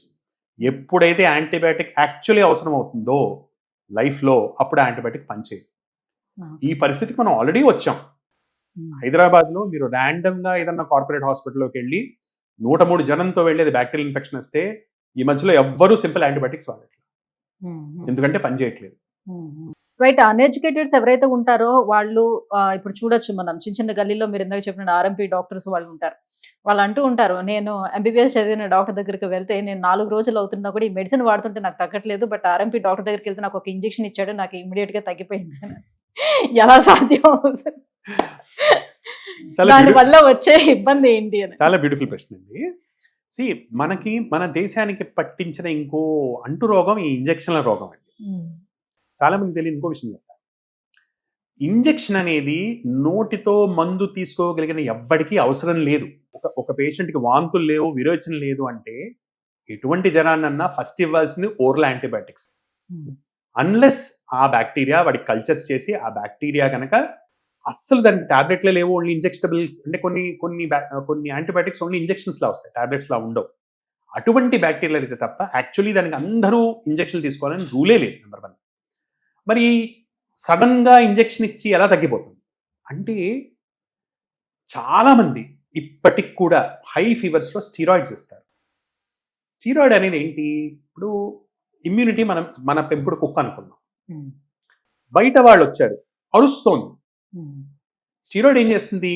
దానికి ఒక గొలుసు కట్టేసి దాని నోరు కుక్కేసేసి దాన్ని తీసి బయట పారేస్తుంది. ఇక అరవలేదు, మన జ్వరం తగ్గిపోయింది. బట్ యాక్చువల్లీ మన జ్వరం ఏంటి? అది మొరుగుతోంది కాబట్టి మనకు తెలుస్తోంది, ఓహో ఏది పడితే తినకూడదు, ఏదో చేసుకోవాలి, నాకు ఏదో ప్రాబ్లం ఉంది అని. మరొకటి ఆపేసింది, ఏం తెలీదు. ఏం తెలియదు. మీకు తెలిసే నాటికి ఆ వచ్చినవాడు దొంగోడో టెర్రరిస్టో చేయాల్సిందంతా చేసేసి వెళ్ళిపోతారు. సంపూర్ణ నాశనం చేసి బయటకు వెళ్తాడు. నైస్, బాగా ఎక్స్ప్లెయిన్ చేశారు ఇది. అండ్ కొంతమంది నైట్ స్లీప్ అంతా కూడా నిద్రపోయినా కూడా మార్నింగ్ లేచిన తర్వాత ఇంకా నాకు మార్నింగ్ డే అంతా కూడా నిద్ర మత్తులా అనిపిస్తుంది, డ్రౌజినెస్ ఉంటుంది అండ్ చాలా చిరాకుగా ఉంటుంది అని చెప్తుంటారు. ఇది స్లీప్ డిస్టర్బెన్స్ కిందే తీసుకోవాలా, అదర్ ఏదైనా డిసీజ్ వచ్చే ఛాన్సెస్ ఎక్కువగా ఉన్నాయని భావించాలా? దీన్ని స్లీప్ డిప్రైవేషన్ అంటారు. నిద్ర సరిగ్గా లేకపోతే, నిద్ర పట్టడం లేటుగా నిద్ర పడుతుంది. పట్టిన 11 దాకా మీటింగ్ ఉంటుంది, 12 దాకా మీటింగ్ ఉంటుంది. ఆ మీటింగ్లో బాస్ ఏదో అరుస్తాడు, వీడేదో అంటాడు, వాడేదో అంటాడు, మైండ్లో అదే తిరుగుతుంటుంది. ఏం చేయాలి నిద్ర పట్టదు సరిగ్గా. ఏదో పడుకున్నారు, మైండ్ అంతా అదే లేచింది, లేచిన తర్వాత కూడా అలానే ఉంది. లేదా అర్ధరాత్రి 2 గుర్తుకొచ్చింది, జీతం రాలేదు, రేపు వాడికి పేమెంట్ ఎలా ఇవ్వాలి, వీడికి ఇలా చేయాలి, ఇవే తలకాయ నొప్పులతోటి నిద్ర అనేది సరిగ్గా ఉండదు. మెలకు వచ్చేస్తుంది 2 గంటల్లో, ఇక మళ్ళీ తర్వాత నిద్ర పట్టదు. సో ఇవి సైకలాజికల్గా వచ్చేటువంటి స్ట్రెస్ వలన వస్తున్నటువంటి స్లీప్ డిప్రైవేషన్స్. ఇవి కాకుండా చాలా మంది లావుగా ఉన్నటువంటి వాళ్ళు, ఆల్కహాల్ తీసుకునేటువంటి వాళ్ళు, వాళ్ళకి ఈ ఏరియాలో కొవ్వు అనేది బాగా పెరుగుతుంది. దాని వలన గురక ఉంటుంది, ఆబ్స్ట్రక్టివ్ స్లీప్ ఎప్నియా అంటాం. సో వాళ్ళు గురక వల్ల యాక్చువల్లీ పడుకున్నా కూడా వాళ్ళకి ఆక్సిజన్ శాతం సరిగ్గా అందక, బ్లడ్లో కార్బన్ డైఆక్సైడ్ శాతం పెరిగి బ్రెయిన్ అనేది రిలాక్స్ కాదు. ఎన్ని గంటలు పడుకున్నా మీరు ఇడిచిపెట్టారంటే కనుక పగటిపూట పడుకుంటూనే ఉంటారు, కూర్చొని పడుకుంటుంటారు. ఎక్కడ కూర్చుంటే అక్కడ నిద్ర వస్తుంది. ఇది ఆబ్స్ట్రక్టివ్ స్లీప్ ఎప్నియా, అదొక జబ్బు. సో ఇలా డిఫరెంట్ కేటగిరీస్ ఉండొచ్చు. స్ట్రెస్ వల్ల కావచ్చు, ఆబ్స్ట్రక్టివ్ స్లీప్ ఎప్నియా వల్ల కావచ్చు. దీనివల్ల స్లీప్ డిప్రైవేషన్ అనేది జరిగితే దానివల్ల రకరకాల హెల్త్ ప్రాబ్లమ్స్ వస్తాయి. కామన్గా మనం ఇందాక అనుకున్నటువంటి group BP, sugar, heart diseases, పక్షవాతాలు. ఇవి కాకుండా హార్ట్లో రైట్ సైడ్ బీపీ పెరగటం, పల్మినరీ ఆర్టీరియల్ హైపర్ టెన్షన్ అంటారు. సో ఇటువంటి జబ్బులు వీళ్ళకి వచ్చేటువంటి అవకాశాలు ఎక్కువగా వస్తాయి. ఇంకో ఇంట్రెస్టింగ్ జబ్బు ఫైబ్రోమయాల్జియాస్ అంటారు. అంటే ఒళ్ళంతా నొప్పులు, అన్ని పరీక్షలు నార్మల్గా ఉంటాయి, ఏ పరీక్ష చేసుకుంటారు, ఆఖరికి వెతికి ఇక్కడ చిన్న డిస్క్ ప్రాబ్లం ఉంది, అక్కడ చిన్న డిస్క్ ప్రాబ్లం ఉంది, రకరకాల మందులు వాడి, రకరకాల మసాజులు చేయించుకొని, ఏది పడితే అది చేయించుకొని నొప్పులు మాత్రం తగ్గకొని వాళ్ళు ఉంటారు. ఇది స్లీప్ డిప్రైవేషన్ వలన ఫైబ్రోమయాల్జియాలో వచ్చేటువంటి నొప్పులు. So varieties of problems sleep deprivation రావచ్చు. ఒక ఇంట్రెస్టింగ్ విషయం చెప్తాను మీకు. ఆయుర్వేదం లాంటి సైన్స్ లోపల ఆహారం, నిద్ర, బ్రహ్మచర్యం అంటే సెక్స్, ఫుడ్ అండ్ స్లీప్, ఈ 3 ఫౌండేషన్స్ ఆఫ్ లైఫ్ అన్న. వీటిలో రెగ్యులేటెడ్గా ఉండటం, వీటిలో బ్యాలెన్స్గా ఉండటం, ఇవి దెబ్బతింటే లైఫ్ మొత్తం షేక్ అవుతుంది అని చెప్పారు. So sleep is a very important thing. దాన్ని మనం పడుకోవచ్చులే, 8 గంటలు పడుకుంటే ఏంటి అని, 8 అవర్స్ నిద్రపోయామా లేదా ఎప్పుడైతే ఏంటి అన్నట్టు ఉంటుంది. కరెక్ట్. అది it's a very wrong attitude అండి. ఇది కొత్తగా స్ప్రెడ్ చేస్తున్న ఇంకో మిత్. 8 గంటలు అయితే మనకేంటి. మనం మర్చిపోతుంది ఏంటంటే, మనం ఒక పెద్ద ప్రపంచంలో ఒక చిన్న భాగం. మన ప్రపంచంలో సూర్యుడు ఒక టైంకి లేస్తున్నాడు, ఒక టైంకి పడుకుంటున్నాడు. సూర్యుడితో పాటు మొత్తం ప్రపంచం ఒక టైంకి లేస్తుంది, ఇంకో టైంకి పడుకుంటుంది. మనకు వచ్చిన కొద్దిపాటి తెలివితేటలతోటి మనం ఏం చేస్తున్నామంటే దీనికి ఎగ్జాక్ట్లీ ఆపోజిట్ చేస్తాం. ఇది ఎలా ఉంటుందంటే, ఒక పెద్ద నది వెళ్తుంది అనుకోండి, ఎనర్జీ అనే ఒక కరెంట్ వెళ్తుంటే మనం ఎగ్జాక్ట్లీ ఆపోజిట్ ఈత కొడుతున్నాం. ఇక్కడ 2 విషయాలు జరుగుతున్నాయి. నేచర్ నుంచి వచ్చే ఎనర్జీ మనం తీసుకోవట్లేదు, రెండవది మన ఎనర్జీని మనం ఎక్కువ స్పెండ్ చేస్తున్నాం to do the same work. Exactly నదికి ఎదురీత కొట్టడం లాంటి. దీని వలన మళ్ళా రకరకాల హెల్త్ ప్రాబ్లమ్స్, ఆబ్వియస్లీ మనం అనుకునే ఫేవరెట్ గ్రూప్ బీపీ, షుగర్లు, హార్ట్ ప్రాబ్లమ్స్, ఇవి వచ్చే అవకాశాలు చాలా ఎక్కువగా ఉంటాయి వీళ్ళకి కూడా. దేర్ఫోర్ టైంకి పడుకోవటం, 12 గంటల కంటే ముందు మీరు ఎన్ని గంటలు పడుకోగలిగితే మీకు అంత హెల్త్. సో తొందరగా పడుకోవటం, తొందరగా లేవటం, సన్తో పాటు పడుకోవటం, సన్తో పాటు లేవటం అనేది biologically it's makes lot of sense. ఎందుకంటే ఒక బయోలాజికల్ క్లాక్ అనేది మనలో ఉంటుంది. ఈ బయోలాజికల్ క్లాకే సెల్స్ యొక్క వైబిలిటీని డిటర్మిన్ చేస్తుంది ఈవెన్చువల్లీ. సార్, ఇప్పుడు డాక్టర్ దగ్గరికి రాగానే ఏదైనా ప్రాబ్లం వచ్చి డాక్టర్ దగ్గరికి వచ్చేటప్పుడు ఫస్ట్ కళ్ళు చూస్తారు, నాలుకని చెక్ చేస్తారు, గోర్లను చెక్ చేస్తారు అండ్ స్కిన్ చెక్ చేస్తారు ఎలా ఉందని. సో వీటిని బట్టి మన బాడీలో ఏం జరుగుతుందని ఎలా తెలుసుకుంటారు? కళ్ళలో మనకి 2-3 విషయాలు తెలుస్తాయండి. మొదట తెలిసేది బ్లడ్ ఉందా లేదా, హిమోగ్లోబిన్ అనేది ఉందా లేదా. నెంబర్ 1. నెంబర్ 2, జాండిస్ లాంటివి ఉన్నాయా లేదా? ఇవి కాకుండా మీరు చాలా కీన్గా ఉంటే కనుక ఇంకా చాలా విషయాలు కూడా చూడొచ్చు. అంటే వేరే వైటమిన్ డెఫిషియన్సీస్ ఉన్నాయా, వైటమిన్ ఏ డెఫిషియన్సీస్ లాంటివి ఉన్నాయా, డ్రైనెస్ అనేది ఉందా, ఇలాంటి విషయాలు తెలుస్తాయి. టంగ్లో కూడా మనకు తెలిసేది అది. అంటే డైజెషన్ ఎలా ఉంటుంది, టంగ్ కోటెడ్గా ఉందనుకోండి, తింటున్న ఆహారం సరిగ్గా అరగట్లేదు అనమాట వాళ్ళకి. అలానే అనీమియా ఎలా ఉంది వాళ్ళకి. అలా సేమ్ థింగ్ జాండిస్ లాంటివి ఉన్నాయా, లైట్ జాండిస్ ఏమైనా ఉందా. గోల్డ్ని బట్టి మనం ఇప్పుడు క్లబ్బింగ్ అంటాం. అంటే కొంతమందిలో గోల్డ్ అనేవి చిలక ముక్కులాగా ఉంటాయి, ఇలా ఉంటాయి. ఓకే, దాని వలన కొన్ని జబ్బులతోటి దానికి సంబంధం ఉంటుంది. ముఖ్యంగా ఊపిరితిత్తులకు సంబంధించినటువంటి జబ్బులు, మెయిన్గా సిగరెట్ తాగే వాళ్ళు ఉన్నారు, వాళ్ళలో గోల్డ్ దగ్గర చిలక ముక్కులాగా వస్తుంది. క్యాన్సర్ వస్తున్నట్టు, క్యాన్సర్ వచ్చేటప్పుడు గోల్డ్లలో అలాంటి మార్పులు వస్తాయి. లేదా లేడీస్ ఉన్నారు, బ్లాక్ గా అవడం, గోళ్ళు బ్లాక్ గా అవుతుంటాయి కొంతమందికి. యూజువల్లీ ఫంగల్ ఇన్ఫెక్షన్స్, అలాంటి వాళ్ళు చూస్తాం. ఫంగల్ ఇన్ఫెక్షన్స్ వల్ల బ్లాకిష్ కలరేషన్, డిస్కలరేషన్ అలా వస్తుంటుంది. Plus more commoners are iron deficiency. ఇప్పుడు గోళ్ళు మాటిమాటికి చిట్లిపోతుంటాయి, ఇలా కప్పులాగా తయారవుతుంటాయి. సో ఇది ఐరన్ డెఫిషియన్సీ లక్షణం అనమాట. సో చిన్న చిన్న ఎగ్జామినేషన్స్ తోటి ఇప్పటికి కూడా కొన్ని కామన్ సెన్స్ డయాగ్నోసిస్ చేయొచ్చు. ఒక యంగ్ ఏజ్లో ఉన్నటువంటి లేడీ నీరసంగా ఉంటుంది, అస్సలు కొంచెం నడవంగానే ఆయాసం వస్తుంది అంటే మనం కళ్ళు చూసాం, హిమోగ్లోబిన్ తక్కువ ఉంది, నెయిల్స్ చూసాము, కాయిలోనెక్కియా ఉంది, కప్ షేప్లో ఉన్నాయి, ఆబ్వియస్గా ఐరన్ డెఫిషియన్సీ ఉన్నట్టు. సో ఓన్లీ ఐరన్ టెస్ట్ చేయించుకోవటం కానీ, ఐరన్ టాబ్లెట్స్ వాడటం కానీ చేస్తే సరిపోతుంది. అయితే పోను పోను మనకేమవుతుందంటే మనం స్పెషలైజేషన్లోకి వెళ్తున్నాం. నాకు బీపీ రాగానే నేను కార్డియాలజిస్ట్లో సూపర్ స్పెషాలిటీ చేసిన వాళ్ళ దగ్గరికి వెళ్ళి చూపించుకోవాలి. మనం మర్చిపోతుంది ఏంటంటే కార్డియాలజిస్ట్ ఎప్పుడు వెళ్ళాలి, ఒక స్పెసిఫిక్ ప్రాబ్లం ఉన్నప్పుడు వాళ్ళ దగ్గరికి వెళ్ళాల్సి ఉంటుంది. బీపీని ట్రీట్ చేయడానికి ఒక MBBS doctor is sufficient. So ఒక ఎండి ఈజ్ మోర్ దెన్ క్వాలిఫైడ్. కానీ ప్రతిదానికి స్పెషలైజేషన్, ఇది హాస్పిటల్స్ అలానే ఎంకరేజ్ చేస్తున్నాయి, ప్రజలకి అది బాగుంది. దీనికి ఒక సైడ్ ఎఫెక్ట్ ఏంటంటే, ఒక స్పెషలిస్ట్ డ్యూటీ ఏంటి, 99 సార్లు ఒక కామన్ కాజ్ అయినా, ఒక్కొక్కసారి ఒక రేర్ కాజ్ అయినా, ఒక specialist duty is not to miss that 1%. Therefore specialist is constrained. అంటే వాళ్ళకి they have to look at every possibility, common or rare. ఈ సౌలభ్యం అనేది 99% మందికి లాస్, ఒకళ్ళకి గెయిన్. 100 మందికి మన పెద్దానికి మనం ఇన్వెస్టిగేట్ చేసాం అనుకోండి, 100లో ఒకళ్ళకి జబ్బుని ఎర్లీగా పికప్ చేస్తాం, 99 మందికి బిల్లులు ఎక్కువ అవుతాయి. రైట్. సో రెగ్యులర్ గా ఎవరికైనా ఇప్పుడు కాన్స్టిపేషన్ ప్రాబ్లం ఉంది అని అంటే అది వాళ్ళ తీసుకునేటువంటి డైట్ ప్రాబ్లమా, లేకపోతే వాళ్ళ హార్మోనల్ ఇష్యూస్ ఏమైనా ఉండొచ్చు అంటారా? కాన్స్టిపేషన్ అనేది కూడా రకరకాల కాన్స్టిపేషన్స్ ఉంటాయి. ఇప్పుడు మళ్ళీ కాన్స్టిపేషన్ డెఫినిషన్స్ కూడా వేరే వేరేగా ఉంటాయి. మీకు చాలా ఒక ఇంట్రెస్టింగ్ విషయం చెప్తాను. మోడర్న్ మెడిసిన్ ప్రకారం ఒక మనిషి రోజుకి 3 సార్ల నుంచి వారానికి 3 సార్ల వరకు మోషన్కి వెళ్తే సరిపోతుంది. సో కాన్స్టిపేషన్ అంటే ఏంటి, ఇంతకంటే తక్కువ అయితే కాన్స్టిపేషన్, విచ్ మీన్స్ ప్రతి 3వ రోజు ఒకసారి అవుతుంటే అది కాన్స్టిపేషన్. చాలా మందికి రోజుకి 2వ సారి వెళ్ళకపోతే కాన్స్టిపేషన్ ఉంది అనిపిస్తుంది, పర్టికులర్లీ పెద్దవాళ్ళకి. వయసు కొంచెం 55-60 దాటింది, మెజారిటీ మందికి నాకు మోషన్ ఫ్రీగా కాలేదన్న అన్న సిమ్టమ్సే ఉంటాయి. So this is one perspective. According to modern medicine వారానికి 3 సార్లు చాలు.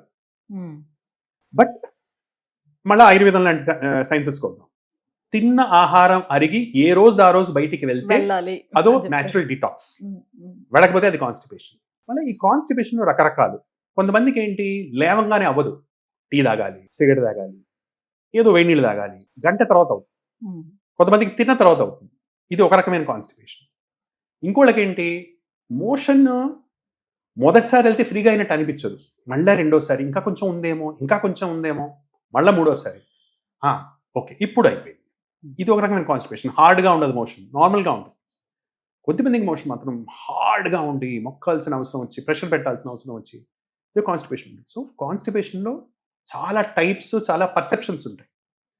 కొంతమందికి రేర్ కేసెస్ కానివ్వండి, డిస్సైనర్జియా అంటాం. అంటే వాళ్ళకి చిన్నప్పుడు కానీ, లేదా కొంతమందికి ఫిషర్ లాంటి ప్రాబ్లం వచ్చింది.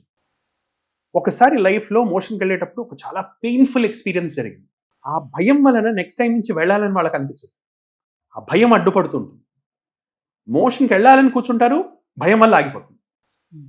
లిటరల్గా ఫింగర్ పెట్టి ఎవాక్యుయేట్ చేసుకోవటం, ఫ్లష్ పెట్టి వాష్ చేసుకోవటం, అలా చేసుకుంటే తప్ప మోషన్ అవ్వదు, ఏ ప్రాబ్లం ఉండదు, ఓన్లీ ఫియర్ వల్ల. సో కాన్స్టిపేషన్లో రకరకాల వెరైటీస్ ఉంటాయి. అసలు first of all gastro intestinal transit స్లోగా అయిందా, ఫియర్ వల్ల అవుతుందా, లేకపోతే మోషన్ హార్డ్గా అవుతుందా, what variety of constipation is it అని ఇట్స్ వెరీ ఇంపార్టెంట్. కొంతమందికి ఫర్ ఎగ్జాంపుల్ కామన్ కాజెస్ చెప్తాను. టీలు బాగా తాగే వాళ్ళు ఉంటారు. Tea is a very strong constipator. So automatically టీలు తగ్గిస్తే మోషన్ ఫ్రీగా అవుతుంది. మెజారిటీ మందికి ఫైబర్ అనేది సరిగ్గా ఉండదు. ఫైబర్ అంటే సాల్యుబుల్ ఫైబర్. ఇంత అన్నం కలుపుకుంటాం, ఇంత కూర వేసుకుంటాం. ఫైబర్ ఎక్కడి నుంచి వస్తుంది? మనంతా తెల్లబియ్యం, ఫైబర్ లేదు. సో సాల్యుబుల్ ఫైబర్ ఎక్కడి నుంచి వస్తుంది? ఆకుకూరలు, కూరగాయ ముక్కలు, నట్స్, వీటి నుంచి సాల్యుబుల్ ఫైబర్ అనేది వస్తుంది. ఈ సాల్యుబుల్ ఫైబర్ ఏం చేస్తుంది? దాంతోపాటు నీటిని తీసుకొని వెళ్ళి కోలాన్లోకి వెళ్తుంది. కోలాన్లో నార్మల్గా కోలాన్ వాటర్ అంతా అబ్జార్బ్ చేసేస్తుంది, డ్రైగా చేస్తుంది మోషన్. ఎప్పుడైతే ఫైబర్ ఉంటుందో, మెయిన్గా సాల్యుబుల్ ఫైబర్ ఉంటుందో, అప్పుడు ఆ డ్రైనెస్ అనేది తగ్గి మోషన్ అనేది ఫ్రీగా ఫామ్ అవుతుంది. సో కాన్స్టిపేషన్ రకరకాలు ఉంటాయి.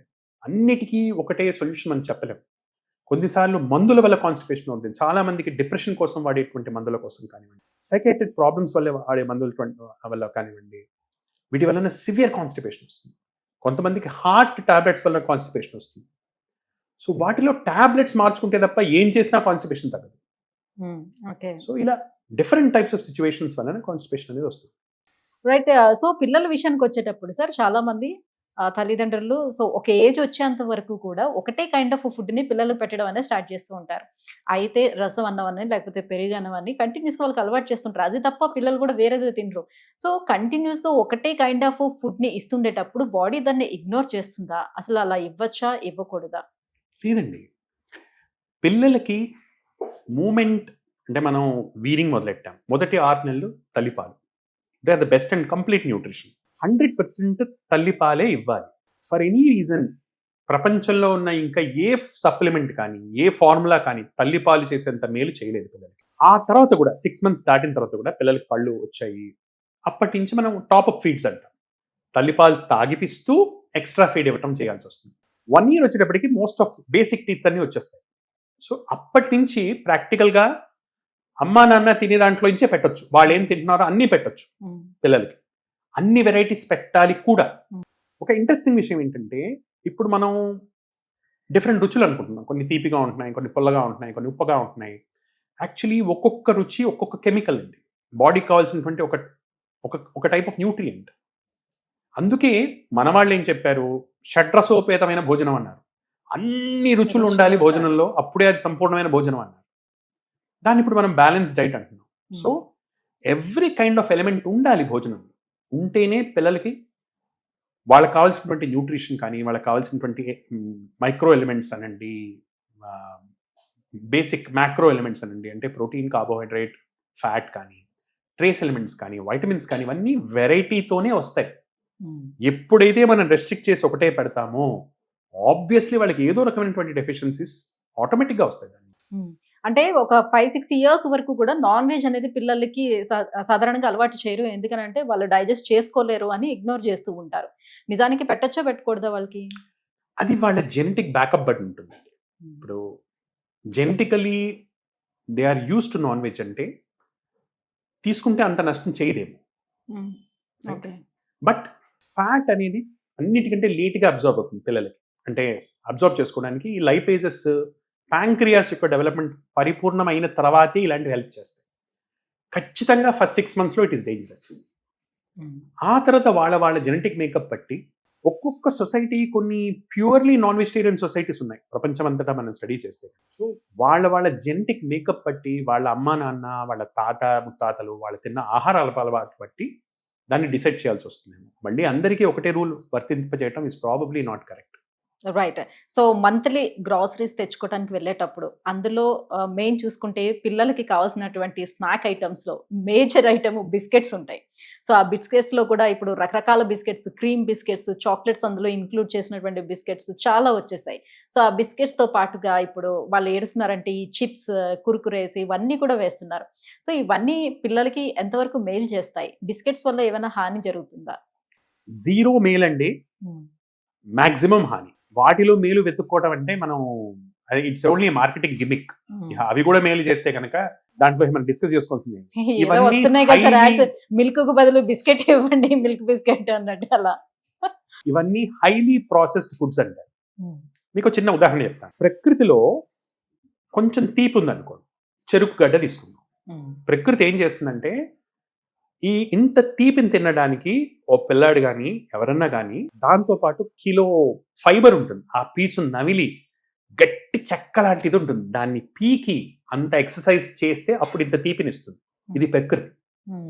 మనం ఏం చేస్తున్నాం, దాన్ని పిండి రసం తీసి దాన్ని కాచి దాన్ని మళ్ళీ రిఫైన్ చేసి ఆ రిఫైన్ చేసిన దాన్ని ఇంకా కాన్సన్ట్రేట్ చేసి సిరప్ చేసి ఈ సిరప్ ఫ్లేవర్ని కలిపి అసలు ఎటువంటి పొట్టు లేని వీట్ ఆటాలో దాన్ని కలిపి బిస్కెట్లు చేసి ఇది మనం హెల్తీ అంటున్నాం. ఆబ్వియస్లీ ఇట్లాంటి హైలీ పాలిష్డ్ ఫుడ్స్ ఇవి తినటం వలనే ఒబెసిటీ అనే ఎపిడమిక్ పెరుగుతోంది పిల్లల్లో. Highly processed foods. మీరు ఏదన్నా ఆర్గనైజేషన్ గైడ్లైన్స్ చదవండి, అమెరికన్ డయాబెటిక్ అసోసియేషన్ కానీ అమెరికన్ హార్ట్ అసోసియేషన్ కానీ పోనీ వరల్డ్ వైడ్ ఆర్గనైజేషన్లో ఏ ఆర్గనైజేషన్స్ ప్రాసెస్డ్ ఫుడ్స్ హెల్తీ అని చెప్తున్నాయి నాకు చెప్తున్నాను. There is no such guideline, pure marketing. ఇక్కడ జరుగుతుంది ఏంటంటే తీపి అనేది ప్రతి ఒక్క జీవికి నచ్చుతుంది. పిల్లలు they are vulnerable at that age. తీపి అనేది ఎవరికైనా నచ్చుతుంది. అందుకు క్రేవింగ్ అనేది క్రియేట్ చేస్తున్నారు. తీపిని చాక్లెట్తో కలపటం వలన ఒక కెమికల్కి అడిక్ట్ చేస్తున్నారు వాళ్ళని. కాఫీకి ఎలా అయితే మనం అడిక్ట్ అవుతామో కోకోకి పిల్లలు అలా అడిక్ట్ అవుతారు. సో యాక్చువల్లీ కోకో చేదుగా ఉంటుంది. దాని చేదును మాస్క్ చేయడానికి తీపితో కలిపి రెండింటినీ కలిపి చాక్లెట్ అనే పదార్థం తయారు చేసి we are only making them addicts. దాంట్లో మనం మేలు వెతుక్కోవాలంటే ఏం మేలు వెతుక్కోవాలి చెప్పండి. నిజమే.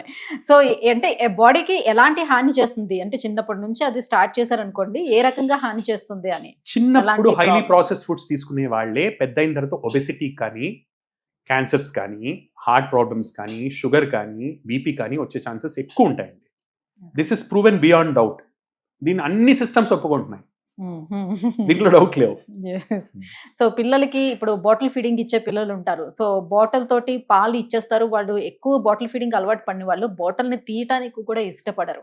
సో అలాంటి వాళ్ళు ఎలాంటి కేర్ తీసుకోవాలి? బాటిల్ తీసేసేటప్పుడు ఏం చేస్తారంటే ఈ తేనెతో తయారు చేసిన పీకలు ఉంటాయి కదా, సో అది కూడా పెడుతున్నారు నోట్లో. ఎంతసేపు అలా పెట్టుకుని ఉండొచ్చు? దానివల్ల కలిగే హాని ఏంటి? ఇవన్నీ కూడా అన్ఫార్చునేట్లీ ఏంటంటే మదర్స్ వర్కింగ్ ఉండటము, టైం ఉండకపోవటము, మదర్ ఎక్కడో ఉండటం, చైల్డ్ ఎక్కడో ఉండటం, వాళ్ళకు ఓపిక లేకపోవటం, దీనివల్ల వస్తున్నటువంటి ప్రాబ్లమ్స్ అండి ఇవన్నీ. See there is no substitute to breast milk, there is no substitute to breast feeding అండి. ఈ పీకలన్నీ కూడా మీరు తేనెతో చేయండి, ఇంకో దేనితోనే చేయండి, దాన్ని సరిగ్గా హైజీనిక్గా స్టెరిలైజ్ చేయకపోతే ఇన్ఫెక్షన్స్ కాజ్ చేస్తాయి. ఎక్కడో పెడతారు, తీసి నోట్లో పెట్టుకుంటారు. ఆబ్వియస్లీ దాని నుంచే గ్యాస్ట్రోఎంటరైటిస్లు, వాంతులు, విరేచనాలు ఇవన్నీ వస్తుంటాయి దానివల్ల. Therefore as far as possible anything other than breastfeeding should be avoided as much as possible. ఇంకా పెద్దవాళ్ళ విషయానికి వచ్చేద్దాం. సో చాలా మంది ఇప్పుడు మనం ఇంతకు ముందు మాట్లాడుకున్నట్టుగా సో లేట్ గా పడుకోవడం అలవాటు అయింది. సో పొద్దున్న మార్నింగ్ బ్రేక్ఫాస్ట్ అవాయిడ్ చేసేస్తారు, ఎప్పుడో మధ్యాహ్నం ఇంకా లంచ్ చేస్తారు. సో ఇదంతా కూడా నేను రెగ్యులర్ గా చేస్తూనే ఉన్నాను, పోయేదే ఉన్నది, నాకు అలవాటు అయిపోయింది అని చెప్తూ ఉంటారు. సో ఇలా బ్రేక్ఫాస్ట్ ని మిస్ చేయటం వల్ల అప్పటికప్పుడు లేదంటే లాంగ్ టర్మ్ లో వచ్చేటువంటి ప్రాబ్లమ్స్ ఏంటి? ఇప్పుడు కొత్త బండి కొన్నారు, అడ్డదిడ్డంగా నడుపుతున్నారు. మొదటి 4 సంవత్సరాలు ఏం కాదండి, కొత్త బండి కాబట్టి తట్టుకుంటుంది షాక్లు. 5వ సంవత్సరం నుంచి పాటు ఊడి చేతిలోకి వస్తుంది, బిల్లులు పెరుగుతుంటాయి. మన బాడీ కూడా నేచర్, భగవంతుడు మనకిచ్చిన ఒక మషీన్. ప్రాపర్గా మెయింటైన్ చేసుకొని దాన్ని కొన్ని రూల్స్ ప్రకారం నడుస్తుంది. ఆ రూల్స్ ప్రకారం మెయింటైన్ చేసుకుంటే ముసలితనం అనేది ఇబ్బంది లేకుండా ఉంటుంది. లేదా ముసలితనం 45 ఏళ్లకే రావటం, దాని నుంచి రకరకాల ఇబ్బందులు రావటం ఆటోమేటిక్గా మనం చూస్తూనే ఉన్నాం. బ్రేక్ఫాస్ట్ అనేది it is the most healthy time to eat. సూర్యుడు రైజ్ అయ్యాడు, నేచర్లో ఎనర్జీ ఉంది, సర్కేడియన్ రిథమ్ స్టార్ట్ అయింది, బాడీలో ఉన్నటువంటి హార్మోన్స్ అన్నీ హైలో ఉన్నాయి, అప్పుడు బాడీ రెడీగా ఉంది. అప్పుడు తింటే అరిగే వంట పడుతుంది, బాడీకి స్ట్రెంగ్త్ ఇస్తుంది. అలా కాకుండా నాకప్పుడు నేను బిజీగా ఉన్నాను, నా టైంకి నేను తింటాను అంటే, నేను చెప్పాను కదండి, నదికి ఎదురీత కొట్టినట్టు. అంటే మన క్లాక్స్ని అగెయిన్స్ నేచర్ క్లాక్ మనం సెట్ చేసుకుంటే తొందరగా క్లాక్ అలసిపోతుంది. Body as a machine will fail very fast. So heavy breakfast చేయటం అనేది it's a very healthy habit. రెగ్యులర్గా బ్రేక్ఫాస్ట్ చేయటం, హెవీ బ్రేక్ఫాస్ట్ చేయడం, అది చేయని వాళ్ళకి ఆటోమేటికలీ ఏంటంటే అసిడిటీ లాంటి ప్రాబ్లమ్స్ కానివ్వండి, లేదా కొలెస్ట్రాల్ లాంటి ఇష్యూస్ కానివ్వండి, మెటబాలిక్ ప్రాబ్లమ్స్, థైరాయిడ్ లాంటి ప్రాబ్లమ్స్ కానివ్వండి, ఇవి చాలా ఎక్కువగా వస్తుంటాయి. సో ఇప్పుడు మానసిక ఆరోగ్యానికి శారీరక ఆరోగ్యానికి చాలా దగ్గర సంబంధం ఉంది అని చెప్తూ ఉంటారు. స్ట్రెస్ ఎక్కువ అయ్యేటప్పుడు ఆటోమేటిక్గా బాడీలో ఇమ్యూనిటీ పవర్ తగ్గిపోతుంది అని అంటారు. సో దీనికి దానికి సంబంధం ఏమిటి సైంటిఫిక్ గా? స్ట్రెస్కి బాడీ హెల్త్కి చాలా చాలా సంబంధం ఉంటుంది. స్ట్రెస్ అనేది ఫిజికల్ స్ట్రెస్ కావచ్చు, సైకలాజికల్ స్ట్రెస్ కావచ్చు. మీరు సైకలాజికల్ స్ట్రెస్ గురించి అడుగుతున్నారు. ఇప్పుడు సైకలాజికల్ స్ట్రెస్లో మన హార్మోనల్ సెక్రీషన్స్ ఎఫెక్ట్ అవుతాయి. It is brain which has to secrete hormones అండి. పిట్యూటరీ రిలీజ్ చేసే హార్మోన్స్ బట్టి ACTH అని ఒక హార్మోన్ రిలీజ్ చేస్తే అది కార్టిజాల్ రెగ్యులేట్ చేస్తుంది. TSH అని ఒక హార్మోన్ రిలీజ్ చేస్తే దాన్ని బట్టి థైరాయిడ్ అనేది నడుస్తుంటుంది. బ్రెయిన్ ఫంక్షనింగ్ బట్టి మొత్తం బాడీ ఫంక్షనింగ్ డిటర్మిన్ అవుతుంది. క్రానిక్ స్ట్రెస్ వలన ఇమ్యూనిటీలో వచ్చేటువంటి మార్పులు ఖచ్చితంగా ఉంటాయి. ఇమ్యూనిటీ అతిగా పనిచేయటం కానివ్వండి, పర్వర్స్గా పనిచేయటం కానివ్వండి, తక్కువగా పనిచేయటం కానివ్వండి. ఇప్పుడు అతిగా పనిచేయటం అంటే హైపర్ సెన్సిటివిటీ, అలర్జీస్ ఇలాంటివి. పర్వర్స్గా పనిచేయటం అంటే ఆటో ఇమ్యూనిటీస్. బాడీ తన్ని తాను కాపాడుకోకుండా తన ఓన్ కార్టిలేజ్ని, తన ఓన్ సిస్టమ్స్ని అటాక్ చేస్తుంది. దీన్ని ఆటో ఇమ్యూనిటీ అంటారు. హైపో ఇమ్యూనిటీ అంటాం. అంటే ఇమ్యూనిటీ తగ్గిపోవడం, ఇన్ఫెక్షన్స్ మాటిమాటికి వస్తుండటం, జలుబు దగ్గు తొందరగా రావటం. 3 రకాలైనటువంటి ఇమ్యూన్ డిస్ఫంక్షన్స్కి ఇన్ ప్రిన్సిపల్ లింక్ అయితే ఉంటుందండి విత్ స్ట్రెస్, సైకలాజికల్ స్ట్రెస్. ఇది కాజేషనా అసోసియేషనా అంటే మనం అనుకున్నాం కదా, అంటే it may not be directly proven దీనివల్ల ఇది అని. But you ask any practitioner, they will tell that దీనికి దానికి లింక్ అయితే ఉంటుంది. స్ట్రెస్ వచ్చినప్పుడే ఇవి పెరుగుతుంటాయి. లెట్స్ సే నిద్ర సరిగ్గా లేదు, వెంటనే జలుబు వచ్చేస్తుంది. నిద్ర ప్రాపర్గా ఉంది, పక్క వాళ్ళకి జలుబు ఉన్నా వీళ్ళకి జలుబు రాదు. అలానే సివియర్ స్ట్రెస్లో ఉన్నప్పుడు ఆటో ఇమ్యూనిటీ ఫ్లేర్ అప్ అవుతుంది. SLE ఉన్నవాళ్ళు, రుమటాయిడ్ ఆర్థరైటిస్ ఉన్నవాళ్ళు, చాలామందికి ఎక్స్పీరియన్స్ ఉంటుంది. ప్రెగ్నెన్సీ తర్వాత 100 రెస్పాన్సిబిలిటీస్ వచ్చి పడతాయి. పిల్లల కోసం మేల్కోవాలి, రాత్రి నిద్ర ఉండదు, కొత్త కొత్త థింగ్స్ ఫేస్ చేయాల్సి వస్తుంటుంది, స్ట్రెస్ ఉంటుంది, వెంటనే ఆటో ఇమ్యూనిటీ ఫ్లేర్ అప్ అవుతుంది. ఇది నిజంగా దాన్ని కాస్ట్ చేస్తుందా లేదా అనేది ఇంకో డిస్కషన్. బట్ దానికి దీనికి అసోసియేషన్ అయితే ఖచ్చితంగా ఉంది. అలానే హైపర్ సెన్సిటివ్, అలర్జీస్. స్ట్రెస్లో ఉన్న వాళ్ళకి అలర్జిక్ డిజార్డర్స్ పెరిగిపోతుంటాయి, జలుబులు దగ్గులు తొందరగా వస్తుంటాయి. సో ఖచ్చితంగా మన స్టేట్ ఆఫ్ మైండ్కి, మన స్టేట్ ఆఫ్ ఇమ్యూనిటీకి సంబంధం అయితే ఉంది. కొన్నిట్లో ప్రూవెన్, కొన్నిట్లో సస్పెక్టెడ్, మోడర్న్ మెడిసిన్కి సంబంధించిన వరకు. వేరే సైన్సెస్లో ఆయుర్వేదం లాంటి వీటిల్లో అయితే కనుక they are proven. They say that ఆయుర్వేదం ఒక బ్యూటిఫుల్ ఎగ్జాంపుల్ ఇస్తుంది మీకు. ఇప్పుడు ఒక గిన్నె ఉంది, గిన్నెలో మీరు వేడి నీళ్లు పోసారు. అప్పుడు గిన్నె ఏమవుతుంది? ఆటోమేటిక్గా వేడి అవుతుంది. వేడి నీళ్ళు అనేవి వేడి ఆలోచనలు. సో ఏ బుర్రలో వేడి ఆలోచనలు ఉంటాయి, ఆ శరీరం కూడా అలానే రెస్పాండ్ అవుతుంది. పోనీ వేడి గిన్నెలో మనం చన్నీళ్ళు పోసాం, నీళ్లు వేడి అవుతాయి. సో బాడీకి మైండ్కి ఈ రిలేషన్షిప్ ఉంటుంది. ఒకదానితో ఒకటి ఎఫెక్ట్ అవుతుంటాయి. ఇది వేడైతే అది వేడవుతుంటుంది, ఇది చల్లగా అవుతుంటే అది చల్లగా అవుతుంటుంది. టెంపరేచర్ వైజ్ అని కాదు, బట్ మెటబాలిజం వైజ్. సో అంటే ఏదైనా విషయం గురించి టెన్షన్ పడినప్పుడు, లేదంటే భయపడినప్పుడు, సో వెంటనే వాళ్ళకి కడుపు నొప్పి రావడం, లేకపోతే మోషన్ రావడం, కొంతమంది యూరిన్ లీక్ అయిపోవడం, ఇలాంటివన్నీ జరుగుతూ ఉంటాయి కదా భయం వచ్చేటప్పుడు. బాగా ఎందుకు అలా జరుగుతుంది? అప్పుడు ఏం జరుగుతుంది బాడీలో? యాంగ్జైటీ వలన సింపాథెటిక్ అమీన్స్ రిలీజ్ అవుతాయండి, రైట్? అడ్రినాలిన్, నారెపినెఫ్రిన్ ఇలాంటి కెమికల్స్ రిలీజ్ అవుతాయి. అవి వెళ్ళి మజిల్స్ని స్టిమ్యులేట్ చేసి ఆబ్వియస్లీ ఈ చేంజెస్ అన్ని కాజ్ చేస్తాయి. వీటి వెనుక మెయిన్ రీజన్ ఏంటంటే బాడీలో ఒక ఫైట్ అండ్ ఫ్లైట్ సిస్టమ్ అనేది ఒకటి ఉంటుంది. ఒరిజినల్గా భయం అనేది ప్రకృతి ఇచ్చినటువంటి ఒక మెకానిజం. దేనికి? ఒక యుద్ధం చేయడానికి కానీ, ఒక ఫైటింగ్ చేయడానికి కానీ, లేదా ఒక విపత్తు నుంచి పారిపోవడానికి కానీ. సో ఈ మెకానిజమ్స్ అన్నీ కూడా యాక్చువల్గా ఒక ఫైట్కి కానీ, లేదా ఒక ఫ్లైట్కి కానీ. ఫ్లైట్ అంటే పారిపోవటం, ఫైట్ అంటే ఎదుర్కోవటం. ఈ రెండిట్లో ఏదో ఒక దానికి హెల్ప్ చేస్తాయి. అది అతిగా అయితే దాన్ని జనరలైజ్డ్ యాంగ్జైటీ స్టేట్ అని కానీ, లేదా ఇలాంటి యాంగ్జైటీ డిజార్డర్స్ అని కానీ. రైట్ సార్, ఇప్పుడు మన లైఫ్ స్టైల్లో ఈ ఫోన్స్ కానివ్వండి, గ్యాడ్జెట్స్ అన్నీ కూడా ఒక భాగం అయిపోయాయి. సో వీటి నుంచి బయటికి రావడం అనేది కష్టతరం అయిపోయినటువంటి ఈ తరుణంలో, సో మన ఐస్ అవి కొంచెం ఎఫెక్ట్ అవ్వకుండా ఉండటానికి మనం యాంటీ గ్లేర్ గ్లాసెస్ యూజ్ చేయండి అని చెప్తున్నారు, బ్లూ గ్లాసెస్ యూజ్ చేయమని చెప్తున్నారు. ఇవి ఎంత యాక్యురేట్గా పనిచేస్తాయి? Something is better than nothing. ఇవి కంప్లీట్గా ప్రివెంట్ చేస్తాయా? నో. బట్ మినిమైజ్ చేస్తాయి. ఒక లార్జ్ స్క్రీన్ వాడినా మీరు చిన్న screens are more dangerous. For example phone అంటే లైట్ ఇంటెన్సిటీ అనేది ఎక్కువగా వస్తుంటుంది దాని నుంచి. అదే బ్రాడ్ స్క్రీన్ అనుకోండి, లైట్ ఇంటెన్సిటీ అనేది డిఫ్యూజ్ అవుతుంది, స్కాటర్ అవుతుంది. సో చిన్న స్క్రీన్స్ నుంచి వచ్చే ఇంటెన్సిటీస్ ప్రొలాంగ్డ్ ఎక్స్పోజర్ ఉంటే అవి ఎక్కువ హెల్ప్ చేయలేకపోవు, బట్ ఉన్నదాన్ని కొద్ది వరకు మినిమైజ్ చేస్తాయి. టెక్నాలజీని మనం వాడుతున్నప్పుడు టెక్నాలజీతో వచ్చే సేఫ్ గార్డ్స్ కూడా మనం నమ్మి వాడాల్సి వస్తుంది. నాకు టెక్నాలజీ కావాలి, సేఫ్ గార్డ్ వద్దు అంటాం, అది రకమైనటువంటి వితండవాదం. బికాస్ మీరు దాని అడ్వాంటేజ్ తీసుకుంటుంటే you have to pay the price for avoiding the disadvantage also. So nowadays ఎవరి చేతికి చూసినా కూడా ఈ బ్యాండ్స్ అనేది మనకి కనిపిస్తూ ఉన్నాయి. సో ఎంత స్టెప్స్ మనం నడిచాము, లేకపోతే మనకి ఏదైనా స్ట్రెస్ వచ్చేటప్పుడు అదొక బీప్ అనేది ఇస్తూ ఉంటుంది. సో నువ్వు చాలా స్ట్రెస్లో ఉన్నావు అని చెప్పడానికి ఇవన్నీ ఎంత యాక్యురేట్గా పనిచేస్తున్నాయి, ఎంత యాక్యురసీ ఉంది దాంట్లో అనేది మనం తీసుకోవచ్చు అంటారా? తీసుకోవచ్చా లేదా అనేది ఇట్స్ ఎ పర్సనల్ డెసిషన్ అండి. బట్ దాని ఉద్దేశం is awareness about our own health. ఉద్దేశం మంచిదే అని నేను నమ్ముతాను. అయితే ప్రస్తుతం we are moving towards a commerce oriented society. అంటే everything is a business. So business లేని సైన్స్ అని వెతకడం చాలా కష్టం. 1% కంటే తక్కువగా ఉంది. సో మనం చూసుకోవాల్సింది ఏంటంటే, yes there will be a commercial element in it, there will be a marketing element in it. మనకి రెలవెంటా కాదా మనం చూసుకోవాలి. అంటే అది చూపించే పాయింట్స్ ఎంతవరకు కరెక్ట్ గా ఉంటుంది, మనం దాన్ని నమ్మచ్చా లేదా అనేది. It is only an indication, absolute truth మాత్రం కాదు.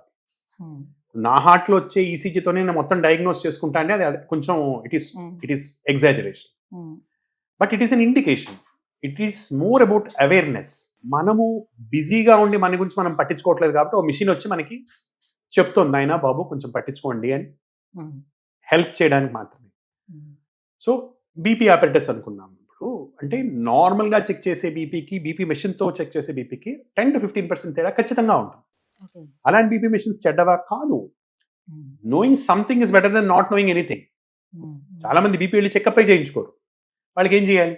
ఒక ప్రాపర్ చెకప్తో ఈక్వల్ అంటే అయితే కాదు ఇవన్నీ కూడా. బట్ అలానే అసలు చెకప్ చేయించుకోకుండా బతకడం కన్నా ఇవి better. It is more about awareness. So regular health checkups అనేది ఎంతవరకు అవసరం అంటారు nowadays? Very difficult to say no అండి. అంటే మళ్ళా అన్ఫార్చునేట్ రియాలిటీ ఏంటంటే medical science also is commercialised. So health checkup అనేది రూపాయలు 800 నుంచి 1,50,000 దాకా ఉంటుంది. టోటల్ బాడీ చెకప్స్ అని, క్యాన్సర్ చెకప్స్ అని, ఇలా రకరకాల చెకప్స్ వస్తుంది. సో ప్రతి ఒక్కళ్ళకి నేను చెప్పేది ఇదే, అంటే మనం ఉండే సమాజంలో ప్రభుత్వమే మనని జీడిపి, ఎకానమీ, మెడికల్ ఇండస్ట్రీ. మీకు ఇంట్రెస్టింగ్ విషయం చెప్పాలి, మర్చిపోయాను. ఆ చిన్నప్పుడు మాకంటే ముందు జనరేషన్లో దీన్ని మెడికల్ సర్వీస్ అనేవాళ్ళు. ఇది ఒక సర్వీస్లా చూసేవాళ్ళు, సేవాభావంతో చూసేవాళ్ళు. మేము మెడికల్లో చేరినప్పుడు ఇది మెడికల్ ప్రొఫెషన్ అయింది. ప్రొఫెషన్ అంటే మనం డబ్బు తీసుకున్నామంటే ఖచ్చితంగా అంతకంత ప్రాపర్ వర్క్ చేసి వెళ్తాం. ఇది professional work, no nonsense quality work, profession. ఇప్పుడు దీన్ని ఏమంటున్నారు తెలుసా అండి? This is called as medical industry. This is a business. It is no more a service. ప్రభుత్వం దీనికి ట్యాక్స్ కట్టమంటోంది. మీరు ట్రేడ్ లైసెన్స్ తీసుకోవాలి, ట్రేడ్ ట్యాక్స్ కట్టాలి, బిజినెస్ చేయమని ప్రభుత్వమే చెప్తోంది, ఎన్నికల ముందు తప్ప. అంతేనా? అందుకే ఒకప్పుడు ఒక డాక్టర్ దగ్గరికి వెళ్తే ఆ డాక్టర్ ఏది చెప్తే పేషెంట్ అది బిలీవ్ చేసేవాడు, ఎందుకంటే వాళ్ళనే దైవంగా నమ్మేవాడు కాబట్టి. ఇప్పుడు ఒక డాక్టర్ దగ్గరికి వెళ్ళిన తర్వాత ఇంకొక 2 డాక్టర్లు ఒపీనియన్ తీసుకున్న తర్వాత కానీ ట్రీట్మెంట్కి వెళ్ళట్లేదు. దట్ ఈస్ ట్రూ అండి. అంటే నేను కాదన్నాను, ఎందుకంటే ఏం చేయమంటారు ఇప్పుడు మీరు. నేను చదివినప్పుడు 900 మెడికల్ కాలేజ్ సీట్లు, 9 కాలేజీలు. ప్రస్తుతం 12,000 సీట్లు ఉన్నాయి. ఓకే, డిగ్రీ వాల్యూ తగ్గించేశారు, క్వాలిటీ ఇవ్వట్లేదు. రష్యా నుంచి తెచ్చుకుంటున్నాం, యుక్రెయిన్ నుంచి తెచ్చుకుంటున్నాం, మలేషియా నుంచి తెచ్చుకుంటున్నాం, సింగపూర్ నుంచి తెచ్చుకుంటున్నాం. ఎలా బతకాలి వీళ్ళంతా? Number 1. So doctors quality check లేకుండా నెంబర్ని పెంచేస్తున్నాం. ఇది సెంట్రల్ గవర్నమెంట్ చేస్తుంది, స్టేట్ గవర్నమెంట్ చేస్తుంది. ఇదేదో గర్వంగా తీసుకుంటోంది, మేము మెడికల్ సీట్లు పెంచేసామని. ఎవ్వడు కూడా క్వాలిటీ ఏంటి అని ఆలోచించట్లా, నెంబర్ల గురించి ఆలోచిస్తున్నారు. ఇంతమంది డాక్టర్లను పంపిస్తున్నాం, ఇంతమంది డాక్టర్లలో ఎంతమందిలో యాక్చువల్లీ ఆ యాటిట్యూడ్ ఉంది, ఆ ఎంపతి ఉంది, ఎటువంటి వాడికి ఏం నేర్పిస్తున్నాం ఎవ్వడు పట్టించుకోవట్లేదు. నెంబర్ 1. నెంబర్ 2 ఏమైంది, ఫారెన్ డైరెక్ట్ ఇన్వెస్ట్మెంట్ అంటున్నాం మనం. ఇప్పుడు any foreigner can come and invest in a hospital. Invest చేసేవాడు ఎవడు, డాక్టర్ కాదు, వాడు బిజినెస్ మ్యాన్. ఇవాళ నేను 100 కోట్లు పెట్టాను, 3 ఏళ్లలో 300 కోట్లు చేస్తావా లేదా, ఇది వాడి టార్గెట్. ఎలా చేయాలి, ఎవడు కట్టాలి 300 కోట్లు? ఎవరు కడతారు? పేషెంట్లే కడతారు. సో ఒకవైపు డాక్టర్ల అవైలబిలిటీ పెంచేసి డిగ్రీ వాల్యూ తగ్గించేసి కార్పొరేట్ స్కీల్ బొమ్మలు చేశారు వాళ్ళు. వీడు పని చేయకపోతే, వీడు సిన్సియారిటీ అన్నాడు అనుకోండి, వాడిని సొంత 10 మంది ఉన్నారు క్యూలో, 10 మంది వచ్చి కూర్చుంటారు. ఇన్వెస్ట్ చేసేవాడు డబ్బుల గురించే మాట్లాడుతున్నాడు. ఇది కమర్షియలైజ్ కాకుండా ఎలా ఆగుతుంది చెప్పండి? అంతే. రియల్లీ సార్, రియల్గా మీరు సూపర్ హీరో అనే చెప్పాలి. ఎందుకంటే ఎలాంటి భయము బెరుకు అనేది లేకుండా ఉన్నది ఉన్నట్టు నిజాయితీగా అన్ని విషయాలు కూడా క్లియర్గా మాట్లాడారు. అన్ని కూడా మాకు అడిగిన డౌట్స్ అన్ని కూడా వివరించి చెప్పారు. Thank you sir, thank you so much for coming. Thank you. Welcome అండి, thank you very much for calling me.